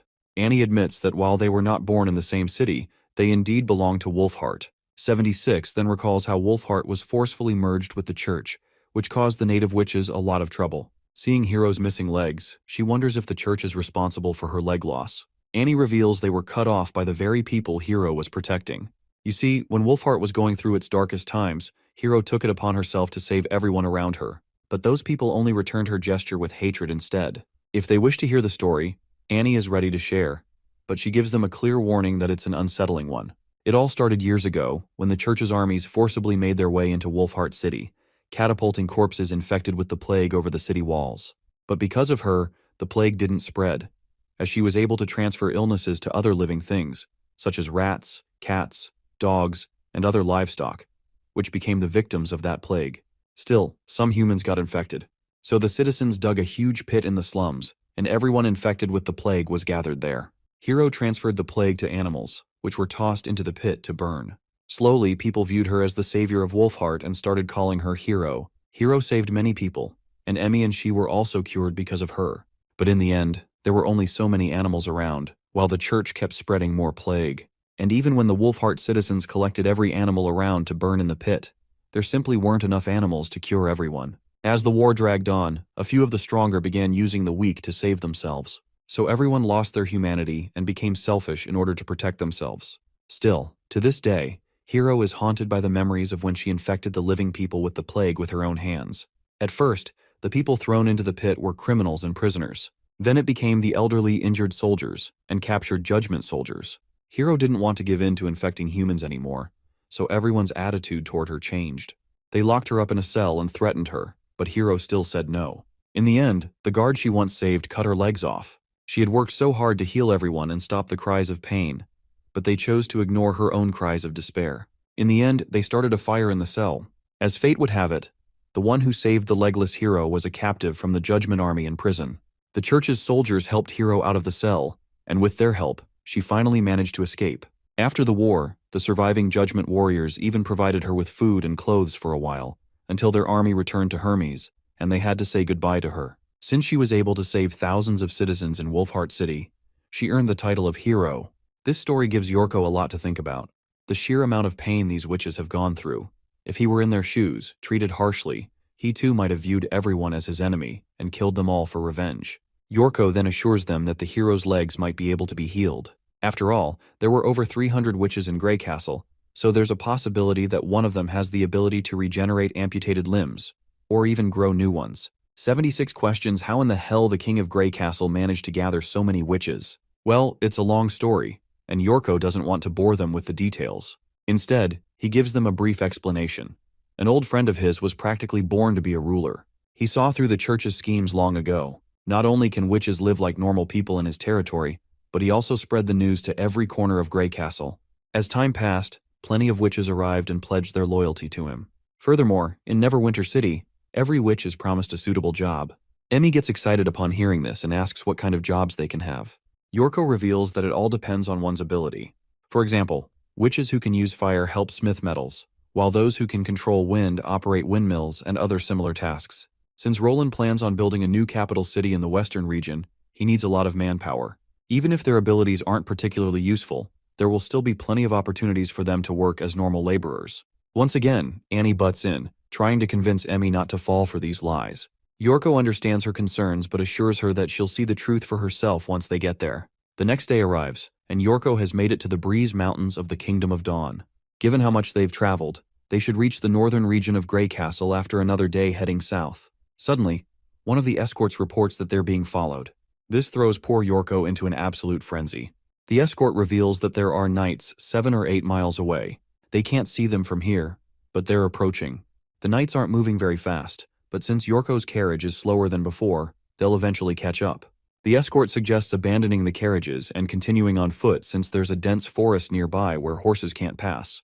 If they move through the forest, the knights who are all on horseback won't be able to catch up. But if they continue on the carriage, the knights will get closer, and if they catch up, everyone will be as good as dead. Someone also has to stay behind with the abandoned carriage.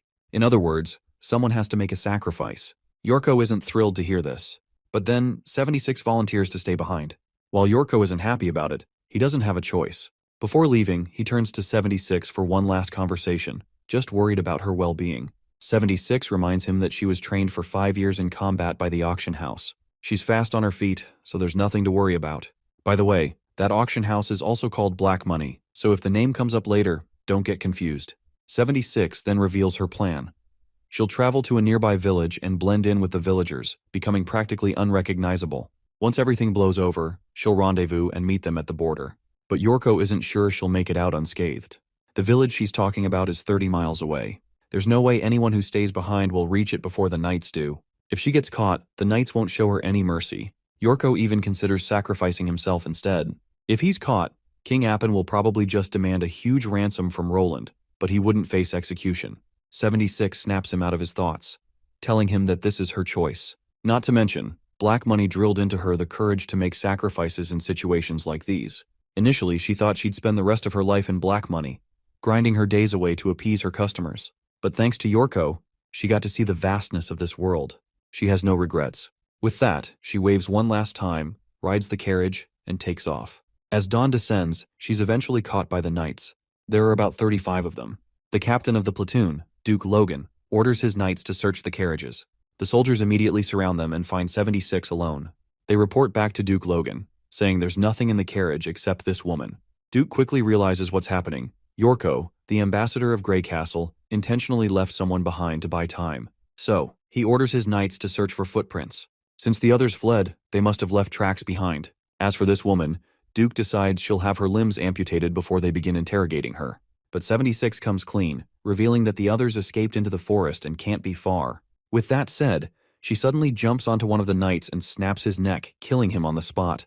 The more suckers tries to attack her, but she slaps the fuck out of them. She then further grabs the dagger off the ground and goes on town with those bastards, killing the hell out of them. This lady is one hell of a fighter. She is literally smashing these guys like numbers on an abacus. The surviving knights are in utter disbelief at the kind of monster they've stumbled upon. The knights on horseback try to attack her, but the lady literally grabs the horses by their legs, swings them like it's nothing, and crushes one poor guy under the horse's weight. The remaining survivors try to run away, but those poor souls also end up meeting their demise. By now, I have a suspicion that she is not a normal person, but rather a witch. Anyhow, during the night, she drags the dead soldiers and hides them under branches and dry leaves. After taking care of the bodies, she walks to the carriage and grabs a shiny ring embedded with a stone. After sliding it down into her cleavage, she decides to head to the village. From there, she will rendezvous at Grey Castle with a driver. She fears that Yorko might not wait for too long at the border, so she needs to hurry back. But she is sure that as long as she reaches the western region, she will be able to find the witches. As she gazes up at the starry sky, she reflects on how it has been 400 years, yet the night sky remains unchanged. Well, it seems like she is one of the witches of the Alliance who got separated from the witches of Comet City and refused to be part of the church. To understand who this lady actually is, we cut back to the past. There, we learn that she used to be that ominous heart we had seen before, and now she has possessed this body of 76. And these random hearts are actually witches in hibernation. Right now, the witch possessing 76's body has a mission. In order to fight the divine war, these witches are searching for a candidate who can activate the divine retribution apparatus. This so-called divine retribution is currently unknown to us, but let's hope we find out soon.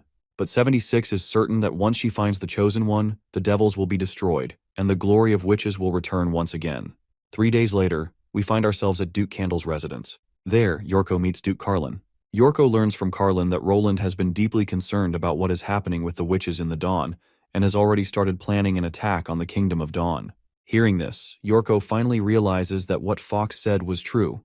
Roland is quite serious about this matter. He decides to write a letter and inform him of their safety as soon as possible. Speaking of safety, he remembers 76, who willingly took the role of bait and endangered her life. He wonders what has happened to her, and as if summoned by thought, 76 arrives right outside Carlin's mansion. Yorko rushes out to see her. The lady appears injured, or rather, she has staged her injuries to avoid drawing suspicion. Yorko is on the brink of tears seeing her alive. He can tell she must have struggled a lot to survive. She spins a story about how she unmounted the horses and rode them to outrun the knights, but she soon found herself at the edge of a cliff, so with no other choice, she jumped. The knights assumed she was dead and didn't bother to investigate. Yorko apologizes for everything she had to go through. He decides to stay here for a few days until she recovers, and after that, they will begin their journey to town. The next scene takes us to Border Town. There, Roland welcomes his most esteemed friend, Margaret. The reason she's getting such an extravagant welcome with cannons is that her contributions have helped Border Town become what it is today. Without her help, the western region wouldn't have developed so fast. Margaret also feels honored to have a friend like Roland. It looks like she has brought a few of her merchant fellows, who are very interested in buying Roland's steamboats. Roland is happy to see these new buyers, and looks forward to getting acquainted with them. In the guest hall, Roland is hosting a feast with the new merchants Margaret has brought. As they sit there, the merchants express their interest in buying steam engines. Not just engines. They're also very interested in purchasing the steamboats Roland sold to Crescent Cove. One merchant recalls how they were given a quotation of 1,800 royals for the remodeling of one boat. So, Sundown Island is willing to add another 200, making it 2,000 golden royals per boat, and they want 5 boats remodeled. He assures Roland that the Merchant Guild will pay half of the price up front. Hearing this, Roland reminds them that remodeling one boat might take 3 months, so 5 boats will require around a year. If they can wait that long, City Hall manager Barov can draft a contract soon. The merchant accepts the terms, though he has another request on behalf of Sundown Island. He wants Roland to hire workers from the bay for the remodeling. Just like the steam engine factory in Crescent Cove, they will provide him with a group of workers. And the boats they remodel will be exclusive to Sundown Island for 10 years. After that, they will be free to sail anywhere. Shallow City also wants a similar contract, and the order of 5 boats will be their first. Roland is hesitant about accepting this contract. It's a massive 10-year deal that would bring in around 10,000 golden royals annually. After the 10-year period, the merchants will also acquire the remodeling details.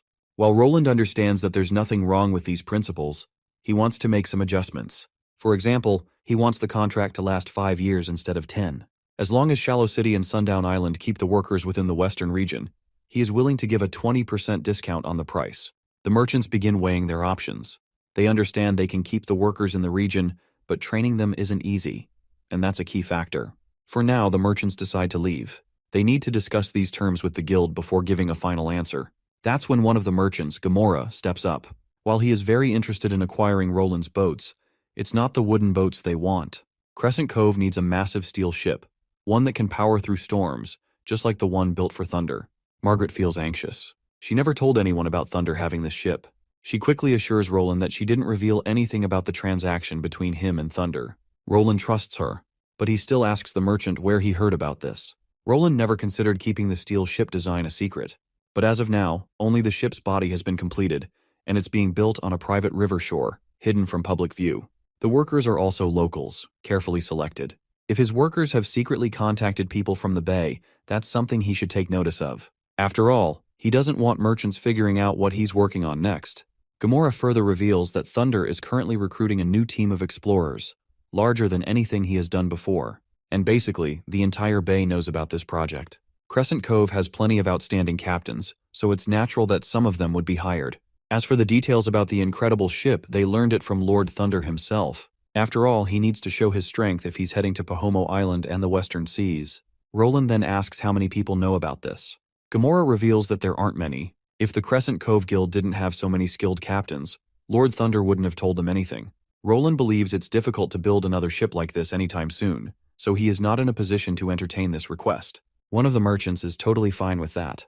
He is willing to buy a ship once Roland is done with Thunder's order. After that, the Crescent Cove Guild is willing to pay 25% up front, and once construction starts, they can immediately pay the remaining 75%. Roland is quite astonished by how bluntly these merchants discuss paying money up front before even knowing the price of the product. Finally, he responds, expressing gratitude for their trust in Neverwinter City. However, he explains that the city also requires many steel ships, and it may take up to 2 to 4 years before Neverwinter City produces enough ships for themselves, let alone producing for others. He then also proposes a solution. If the merchants are willing to send their own workers to assist in shipbuilding, it would not only speed up construction, but also allow Crescent Cove to acquire the necessary knowledge to build more ships in the future. Gamora initially takes this suggestion as a humble joke. If the steel ship's abilities are truly as impressive as Lord Thunder described, then Roland may become the Bay's most sought-after trading partner. The merchants do not wish to appear greedy by acquiring such a valuable trade secret. Roland, amused by their reaction, assures them that he is entirely serious. This shocks the merchants beyond belief. They struggle to confirm once again whether Roland is genuinely willing to share the secrets of shipbuilding with the Crescent Cove Merchant Guild. Roland nods affirmatively. As long as they can provide enough workers, such as blacksmiths, carpenters, or even apprentices, he is willing to cooperate. If they cannot provide the necessary 2,000 laborers, then they also have the option of training their citizens, with a 5-year period to accomplish this task. Gamora remains in disbelief, wondering why Roland would choose to share such a secret so freely. Perhaps Roland possesses an even more groundbreaking technique. Roland quickly dispels that notion. The steel ship he built for Thunder was developed using the most advanced methods Neverwinter has to offer. There are no further secrets to hide. Though Gamora struggles to wrap his head around the proposal, he does not press further and eventually agrees to the contract. The group celebrates with a toast, marking a successful deal that will benefit both parties. Afterward, several men bring out the drinks that Sister Evelyn has been producing lately. Roland introduces them as turbulent drinks. As the name suggests, these beverages are chaotic and unpredictable. Every bottle contains a unique and indistinguishable flavor. Roland confidently claims that none of the merchants present have ever tasted anything like this before. Sure enough, once the merchants take a sip, they are immediately transported into a state of pure bliss. They go so far as to claim that everything else they've tasted in comparison is nothing short of miserable. They also notice that the drink bubbles and fizzes as if alive, dancing within the glass. Roland reveals that he has added dry ice, making the drink carbonated. He is very curious about the potential market for such a product, and inquires whether there would be any demand for it. Garmora quickly affirms that there is. Since tastes vary from person to person, perhaps each of these drinks could appeal to different demographics. Though undoubtedly a luxury item, he wagers that once people experience such a sensation, they will refuse to settle for anything else. Roland hopes they are being honest. Garmora assures him that he would never dare to lie about something like this. However, they are uncertain about simply calling them turbulent drinks. Since each bottle has its own distinct flavor and quality, they could be marketed under different names which can be consumed on different occasions. Even Margaret suggests that selling these drinks under different names would be a better approach, as everyone has their own preferences. Unfortunately, Roland explains that these drinks are exactly as he described. Each one is a unique experience. In fact, the 3 drinks they just consumed were the last of their kind. They will never exist again. One of the merchants is shocked, asking whether it is truly impossible to manufacture more. Roland confirms this. This is precisely why he calls them turbulent drinks. As soon as a person finishes one, it becomes a lost treasure, something to be cherished. Although he cannot reveal the process behind making them, he assures the merchants that the drinks will always be different in flavor. If they have one thing in common, it is simply that they are all delicious. Garmora eagerly offers to manage the distribution of the product. He believes that the Crescent Cove crew, with its access to the shores of all 4 kingdoms, is best positioned to maximize profits. Other merchants quickly object, accusing Garmora of seizing an opportunity too quickly. After all, Crescent Cove has traditionally focused on trade with the Dawn region and has never engaged in commerce with the Western region. One merchant argues that Sunset Island has the highest traffic for ships traveling to Wolfheart and other major kingdoms, making it the ideal hub for distribution. As the merchants bicker over who should control the supply, Roland interjects with a proposal and suggests forming a merchant coalition. A coalition, he explains, would prevent unhealthy competition from artificially deflating prices. Each participating merchant could manage their respective regions, with Neverwinter City providing the exports. Since each merchant already has established trade routes and towns they are familiar with, this would allow them all to play to their strengths and ensure fast logistics while avoiding unnecessary conflicts. The final sales will be divided according to percentages set by initial contracts. This way, everyone can be insured. While this sounds good on paper, Garmora is not sure how they are going to decide the percentages and areas. Besides, selling the drinks in Neverwinter will be completely different from selling them at the Bay. Roland then reveals that logistics and profits are also considered factors. Labor prices and availability are variables that need to be discussed until everyone is satisfied. Margaret is willing to join right away, and the other merchants have no problem trying it out either. Roland further reminds them that working together is far better than working alone, ensuring a win-win situation for everyone. The scene transitions to Tilly on Slumber Island, where Camellia presents the basic statistics regarding the witches moving to the western region. Fortunately, nearly half of the witches have expressed their desire to join. While the number might seem significant, it is still far less than what Tilly had expected. Camellia points out that the only reason the witches are even remotely interested in visiting Bordertown is because of the Fourth Prince. They all want to learn how he defeated the Church, their natural enemy. It is evident that Camellia is not fond of the idea of witches relocating there. After all, Roland is a mortal and very different from witches. She does not want them to follow him blindly. While she apologizes, acknowledging that her words may seem rude, she simply wants to state the obvious. She is not questioning Tilly's decision nor accusing her brother of deception, but she worries about the future. What if one day, Roland's desires conflict with the well-being of witches? What if he starts hunting them down just like the elites have done for generations? Tilly completely understands her concerns and assures her that this is not a decision made on a whim. Witches may be different from mortals, but under the looming threat of the divine war, they share the same objective: survival. She does not see any benefit in isolating themselves when they have an opportunity to integrate into the world. Why not join the mortals in forming a cohesive society with a shared goal? Once witches' power spreads across every continent, it would not matter if Roland breaks his promise with Slumber Island. In fact, Roland and the mortals would become more reliant on the witch's power, and would be nothing without it. Still, Camellia fears what might happen if he ever decides to rid himself of the witches under his command. Tilly reassures her not to be so pessimistic. From what she has observed over the past 6 months, Roland has not forcibly restricted anyone in any way. Otherwise, the Western region's witch union would not continue to staunchly support him. Furthermore, she trusts her intuition more than mere precautions. And right now, her intuition tells her that Roland is harmless. Camellia finally exhales in relief, especially since Tilly's predictions have never been wrong. Understanding the situation, she promises to quickly finish preparations to transport the witches. Before leaving, Camellia brings up some troubling rumors related to the information she gathered from Border Town. Apparently, some people believe that since an empire of witches once ruled over mortals, they can mirror that past alliance and create a society where witches are superior. Essentially, they seek to restore their ancestors' glory. Tilly questions which faction is behind this conspiracy, wondering if it is the Bloodfang witches. However, Camellia dismisses the notion, stating that the Bloodfang witches still pledge loyalty to strength. The fact that the Western region managed to defeat what once seemed like an invincible enemy, the Church, has convinced the Battle Witches of Bloodfang to be the first to sign up for Neverwinter. Not to mention, they were further encouraged to join since Softfeather, Evie, and Twilight also fought alongside Roland against the Church. Camellia reveals that the source of this conspiracy comes from another witch organization on Slumber Island. Given that Slumber Island has always been a large community of witches from various backgrounds, it houses more than just Bloodfang. There are also groups similar to the old association from Seabreeze Town. She wonders if Tilly wants her to speak with their leader. However, Tilly states that it is unnecessary. Those groups do not possess the power that Bloodfang has, so there is nothing to worry about. When they arrive in the Western region, they will quickly realize that the concept of a witch empire is nothing more than an outdated relic of the past. Brand new roads and completely unexpected adventures await them ahead. Later, Ash comes to meet Tilly. Since there is no one around to witness their affection, the two women passionately embrace. While Tilly appears happy and confident on the surface, deep down, she harbors many concerns. She has no doubt that Roland will treat the Slumber Island witches well, but she worries whether the 300 witches can successfully reintegrate into society after spending 2 years in isolation. And even if they do, will mortals truly change their perception of witches after the Divine War?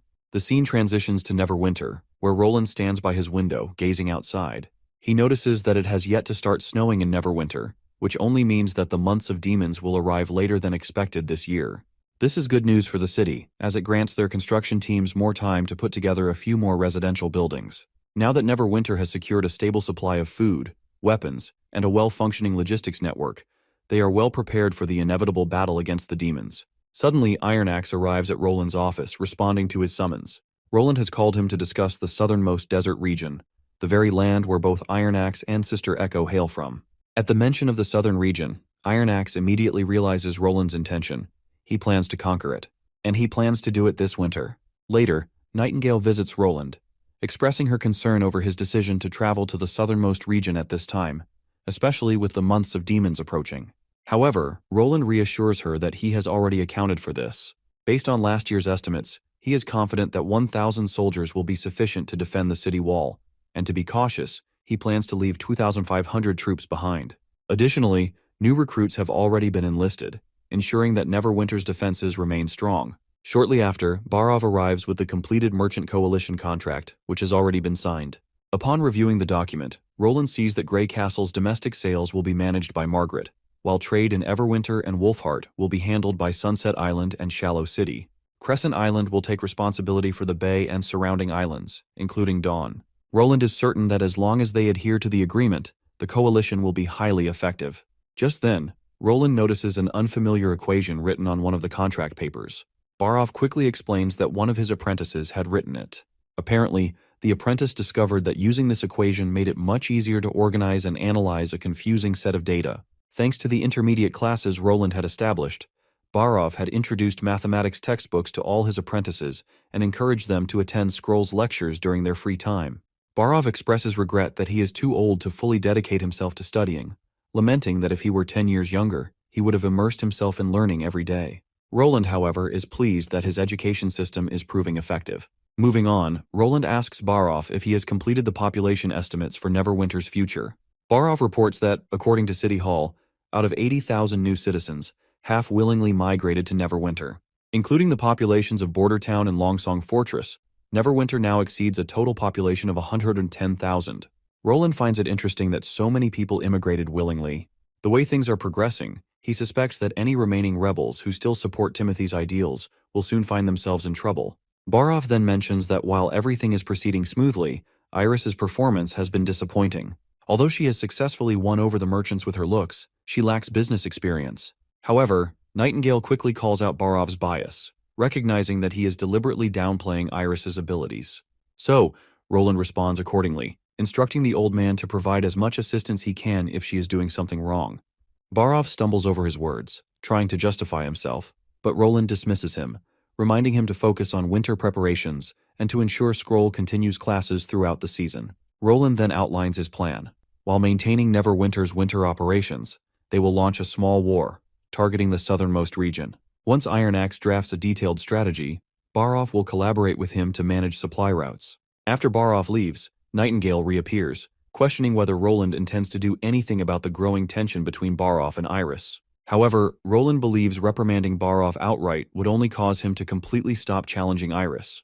To maintain a balance within City Hall, Roland thinks it's necessary to have someone capable of keeping Iris's influence in check. At the moment, Barov is the only person who can fulfill that role. Still, Nightingale remains curious about Barov's resistance.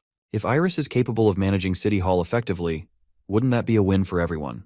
Her question makes Roland pause, and he begins to reflect on his own reasoning. Am I worried that she would gain too much power? He wonders to himself.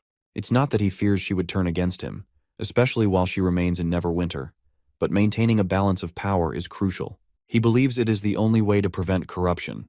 However, he also despises the idea of suppressing others, a practice that was all too common in his old world, where those in power often held others down for personal gain.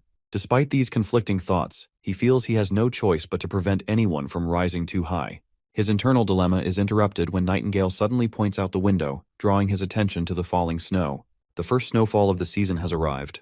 The months of demons are upon them. We then cut to the Holy City, where we meet one of the archbishops. Since his name has been forgotten, let's call him Holy Baboon. Holy Baboon is frustrated at the thought that the Divine Punishment Army, which was the church's ace, has been completely wiped out. Furthermore, Zero tricked them all to seize the Pope's position for herself, and now she too has gone missing. As his mind races with countless troubling thoughts, dreading the unfortunate events that are to follow, soldiers suddenly rush in to warn him. The secret temple is under attack, and he must leave immediately. Holy Baboon is in disbelief. How could anyone possibly invade this sacred place like this? One of the soldiers clarifies that the enemy appeared from deep within the caves. Eventually, the old man follows the soldiers escorting him toward the passage leading to the old holy city. But once outside, he is met with a terrifying sight where the enemy soldiers are already waiting for him. These soldiers appear to be divine punishment warriors, but something is wrong. They seem to have been hijacked by the same witches who had the form of hearts. Without hesitation, they execute the archbishop on the spot. With their path now clear, one of the warriors decides to venture further inside to complete their objective. However, a blonde soldier reminds him of the injury he sustained. If they don't stop the bleeding, there is a possibility they could lose control over the body. One of them begins patching up the wounded soldier, Carol. Another member of the group reminds them that their comrades are still waiting at the top of Tequila, so they need to focus and not lose sight of their mission. With that said, they resume their search for the relic. After navigating through the castle, they finally reach the prayer room that Pasha had mentioned. One of them quickly notices something unusual. He slams his hammer against a wall and it ruptures, revealing an empty space behind it. Once they break through the wall, they discover a massive crimson jewel. According to them, this object is what once decided humanity's fate. Before the eager hammer-wielding soldier can lay his hands on it, his companion Zoe reminds him of the strict guidelines they must follow. First, they must never lose focus while moving the relic. Secondly, they must refrain from connecting to God. There is also a third precaution that Pasha warned them about. As soon as they place their hands on the stone, they realize that it is trying to connect with them. The stone suddenly begins to speak, offering them comfort, happiness, pain, warmth, and cold. Everything they could possibly desire. All they have to do is relax their thoughts and gaze upon it.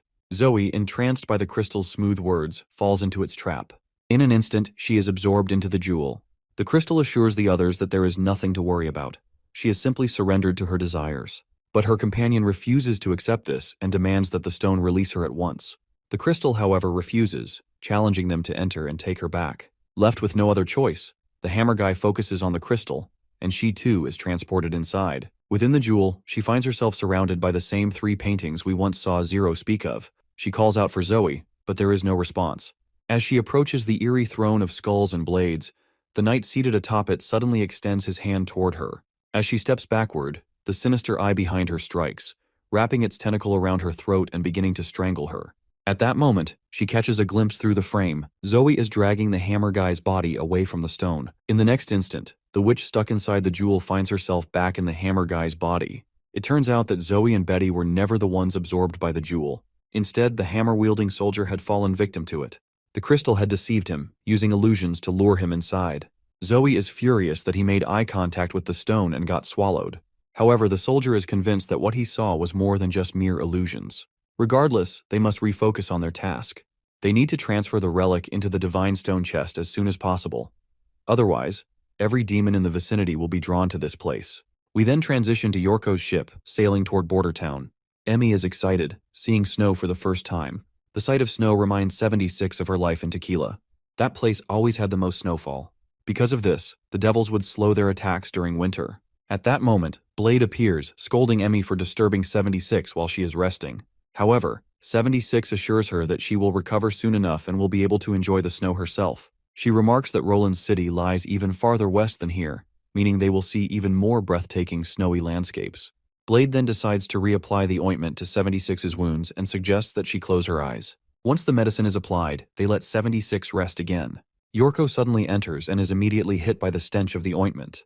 He and 76 talk briefly about Roland and Neverwinter, and in this entire back and forth, he assures her that everything will be fine once they reach the city. After their short conversation, Yorko leaves the room. While she is intrigued by his words, 76 believes that true safety will only come once she finds the Chosen One. If they cannot stop the devils, then no one will survive. In the face of the divine war, which will decide the fate of the world, there is no escape. After their long journey, they finally reach the shore, arriving in Neverwinter City. Emmy is thrilled, and as they peek out from the ship, they spot several witches waiting on the dock to welcome them. Annie is relieved to see that the ambassador had not been lying after all. Still, she wants to remain cautious, warning Blade and Emmy to stay alert at all times and to follow her gestures and gaze. Finally, Wendy, Nightingale, and Sister Leaf board the ship, welcoming them all to Neverwinter City. Wendy introduces herself as the manager of the Witch Union and warmly invites them to ask any questions they may have. In the background, 76 takes notice of how unnervingly friendly and welcoming these witches are. They haven't even bothered to ask about their abilities. Even in Tequila, where witches were dominant, newcomers weren't welcomed so freely, not even if they were transcendents. Then, 76 feels a gaze on her and notices Nightingale staring at her intently, which unsettles her. It feels as though she is being interrogated without words. Out of curiosity, Annie wonders aloud why they haven't asked about their abilities yet, as it seems unusual compared to any other witch organization. Wendy explains that they usually conduct an ability test 3 days after arrival. Since everyone must be exhausted from the trip, it's only fair they receive some well-deserved rest first. Annie then questions what would happen if their abilities turned out to have no utility. Wendy reassures her that no ability is useless. At least, that is what both Majesty Roland and the Witch Union firmly believe. The ability test isn't conducted to determine their worth, but rather to better understand each individual witch. Regardless of the results, no one is forced to join the Witch Union. Even if they choose not to work for Roland, every witch is free to live like a normal citizen. While the Witch Union does not pressure anyone into signing a contract, joining comes with significant benefits, and the work is relatively easy. This is why most witches choose to join right away. Hearing all of this, 76 falls into deep thought. If this place truly allows witches to lead normal lives, then it meets the conditions necessary to birth high-tier witches. The Chosen One may not exist yet, but there is possibility that the Chosen One might appear in the future. Blade then steps forward with her own question, wanting to know the nature of the work they would have to perform. First of all, Wendy insists that Blade drop the honorifics, and then explains that assignments are based on individual abilities. For example, Miss Evelyn, who can enchant wine, has established a brewery in the city. Miss Moon, with her magnetizing ability, is responsible for providing energy to their factories. And Miss Nana, whose outstanding healing abilities have earned her the title of the Angel of Neverwinter, tends to the injured. Hearing about healing abilities, Emmy suddenly perks up and asks if it would be possible to restore Hero's legs. While Wendy isn't certain, she suggests they ask Nana directly. Next, it is Nightingale's turn to conduct introductions and background checks on each witch. 76 quickly realizes that Nightingale is exuding magic, which does not surprise her. A large witch organization is bound to have individuals capable of discerning truth from lies. However, 76 is confident that since Nightingale cannot connect directly to her mind, she won't be able to distinguish between truths and carefully crafted fabrications. Nightingale begins her introductions with Emmy and proceeds with the rest. Finally, it is 76's turn. Since 76 is injured, Emmy speaks on her behalf, explaining that she is their friend and that if not for her efforts in diverting the Dawn soldiers who were chasing them, they would all be in prison right now. 76 introduces herself as a guide for the underground auction in Dawn, claiming that the ambassador bought her freedom from the auction house. At that moment, Sister Leaf steps forward, noticing the ring hanging around 76's neck. She asks about it. 76 casually claims she stole it from the auction house. After taking it off, she hands it to Sister Leaf, who examines the ring carefully. Meanwhile, 76 struggles to maintain her composure, realizing that she has underestimated these witches. Sister Leaf identifies the ring as a magic stone and questions why black money would possess such an item. 76 then reveals that there is an organization operating behind the underground auctions. They frequently deal in ancient artifacts retrieved from long-forgotten ruins. Her former boss often mentioned that these relics held immense power. After all, the most intriguing goods are always the most coveted among the auction house's clients. In addition to selling artifacts, the auction house also trafficked witches. Emmy confirms this, revealing that she herself had been auctioned off before the ambassador saved her. Hearing this, Nightingale assures Emmy that those responsible will get what they deserve. 76 then requests her ring back, and Sister Leaf promptly returns it. With that, Sister Leaf decides it's time to head back to the castle, where they can discuss the rest of these juicy details. She is certain that Miss Agatha will be particularly interested in this ring. The name Agatha rings a familiar bell for 76, but she keeps her suspicions to herself. Soon enough, 76 is placed on a stretcher and escorted to the castle. As they move through the city, 76 takes note of how, despite the arrival of winter and the start of the months of demons, daily life in Neverwinter appears to be unaffected. Emmy and Blade, meanwhile, are awestruck by the ships docked at the port. They lack oars, and even more bizarrely, they appear to be made of stone. Upon arriving at the castle, Wendy introduces Hero to Nana, the healer known for her ability to heal any wound, fresh or old. When asked about amputations, Nana agrees to attempt regrowing Hero's legs. However, after trying, nothing happens. Nana apologizes, explaining that her ability won't work unless they still have Hero's severed legs. Emmy, bewildered, rhetorically asks if Nana is seriously suggesting they retrieve the lost limbs. Anna confirms this and further clarifies that even a pair of freshly severed legs would suffice. Of course, Nana's blunt and morbid response spooks the hell out of Wendy and Emmy. Meanwhile, Nana remains indifferent, as she's merely stating what needs to be done. You see, Nana has already conducted many experiments for Roland on the topic of amputation. For example, she once swapped the wings of an eagle and a chicken just to see if the chicken could achieve flight. She's also done similar experiments with frogs and mice, cows and sheep as well. She's more than willing to perform a live amputation if they're interested in seeing a demonstration. Of course, Annie and the others are completely spooked at the mere mention of it, so they decide to pass. 76, on the other hand, seems to be really happy seeing how lively things are around here. It's now no wonder that the king is willing to accept witches. Judging from this, she's sure that he definitely doesn't seem like some old-fashioned, typically stubborn ruler. Out of curiosity, 76 then asks Nana about the success rate of her experiments. Nana casually reveals that a lot of the experiments failed, but once Roland included Lily in the process, the success rate improved drastically. That being said, the new limbs had pretty much no function. They had to reconnect them to their original owners. While these are all cross-species examples, Nana assures them that if they can provide her with human legs, they will be fully functional once attached to Hero's body. So all Nana wants is a pair of human legs. Wendy quickly places a hand over innocent Nana's face before she can say anything else, not wanting to scare the witches even more than they already are. She reassures them that it might take some time, but she promises that Hero will be able to stand up one day. It's honestly impressive how much Nana has grown since her early days. Back then, she used to be scared just seeing an injured chicken. But now, she can casually talk about morbid subjects all day while looking as cute as ever. Anyhow, Wendy insists that Nana focus on fixing their new friend. Nana quickly gets to work and heals 76's legs right away. She takes note of how strong-willed 76 seems to be. Normally, people just fall into a deep sleep after recovering from an injury as brutal as this. But 76 is actually the first person who hasn't even yawned. Suddenly, Emmy catches Wendy's attention and makes a shocking request. She wants Nana to take her legs and use them to heal Hero. Emmy reveals that her abilities allow her to heal herself. So even if both her legs were amputated, they would just grow back. Hero is of course against this idea.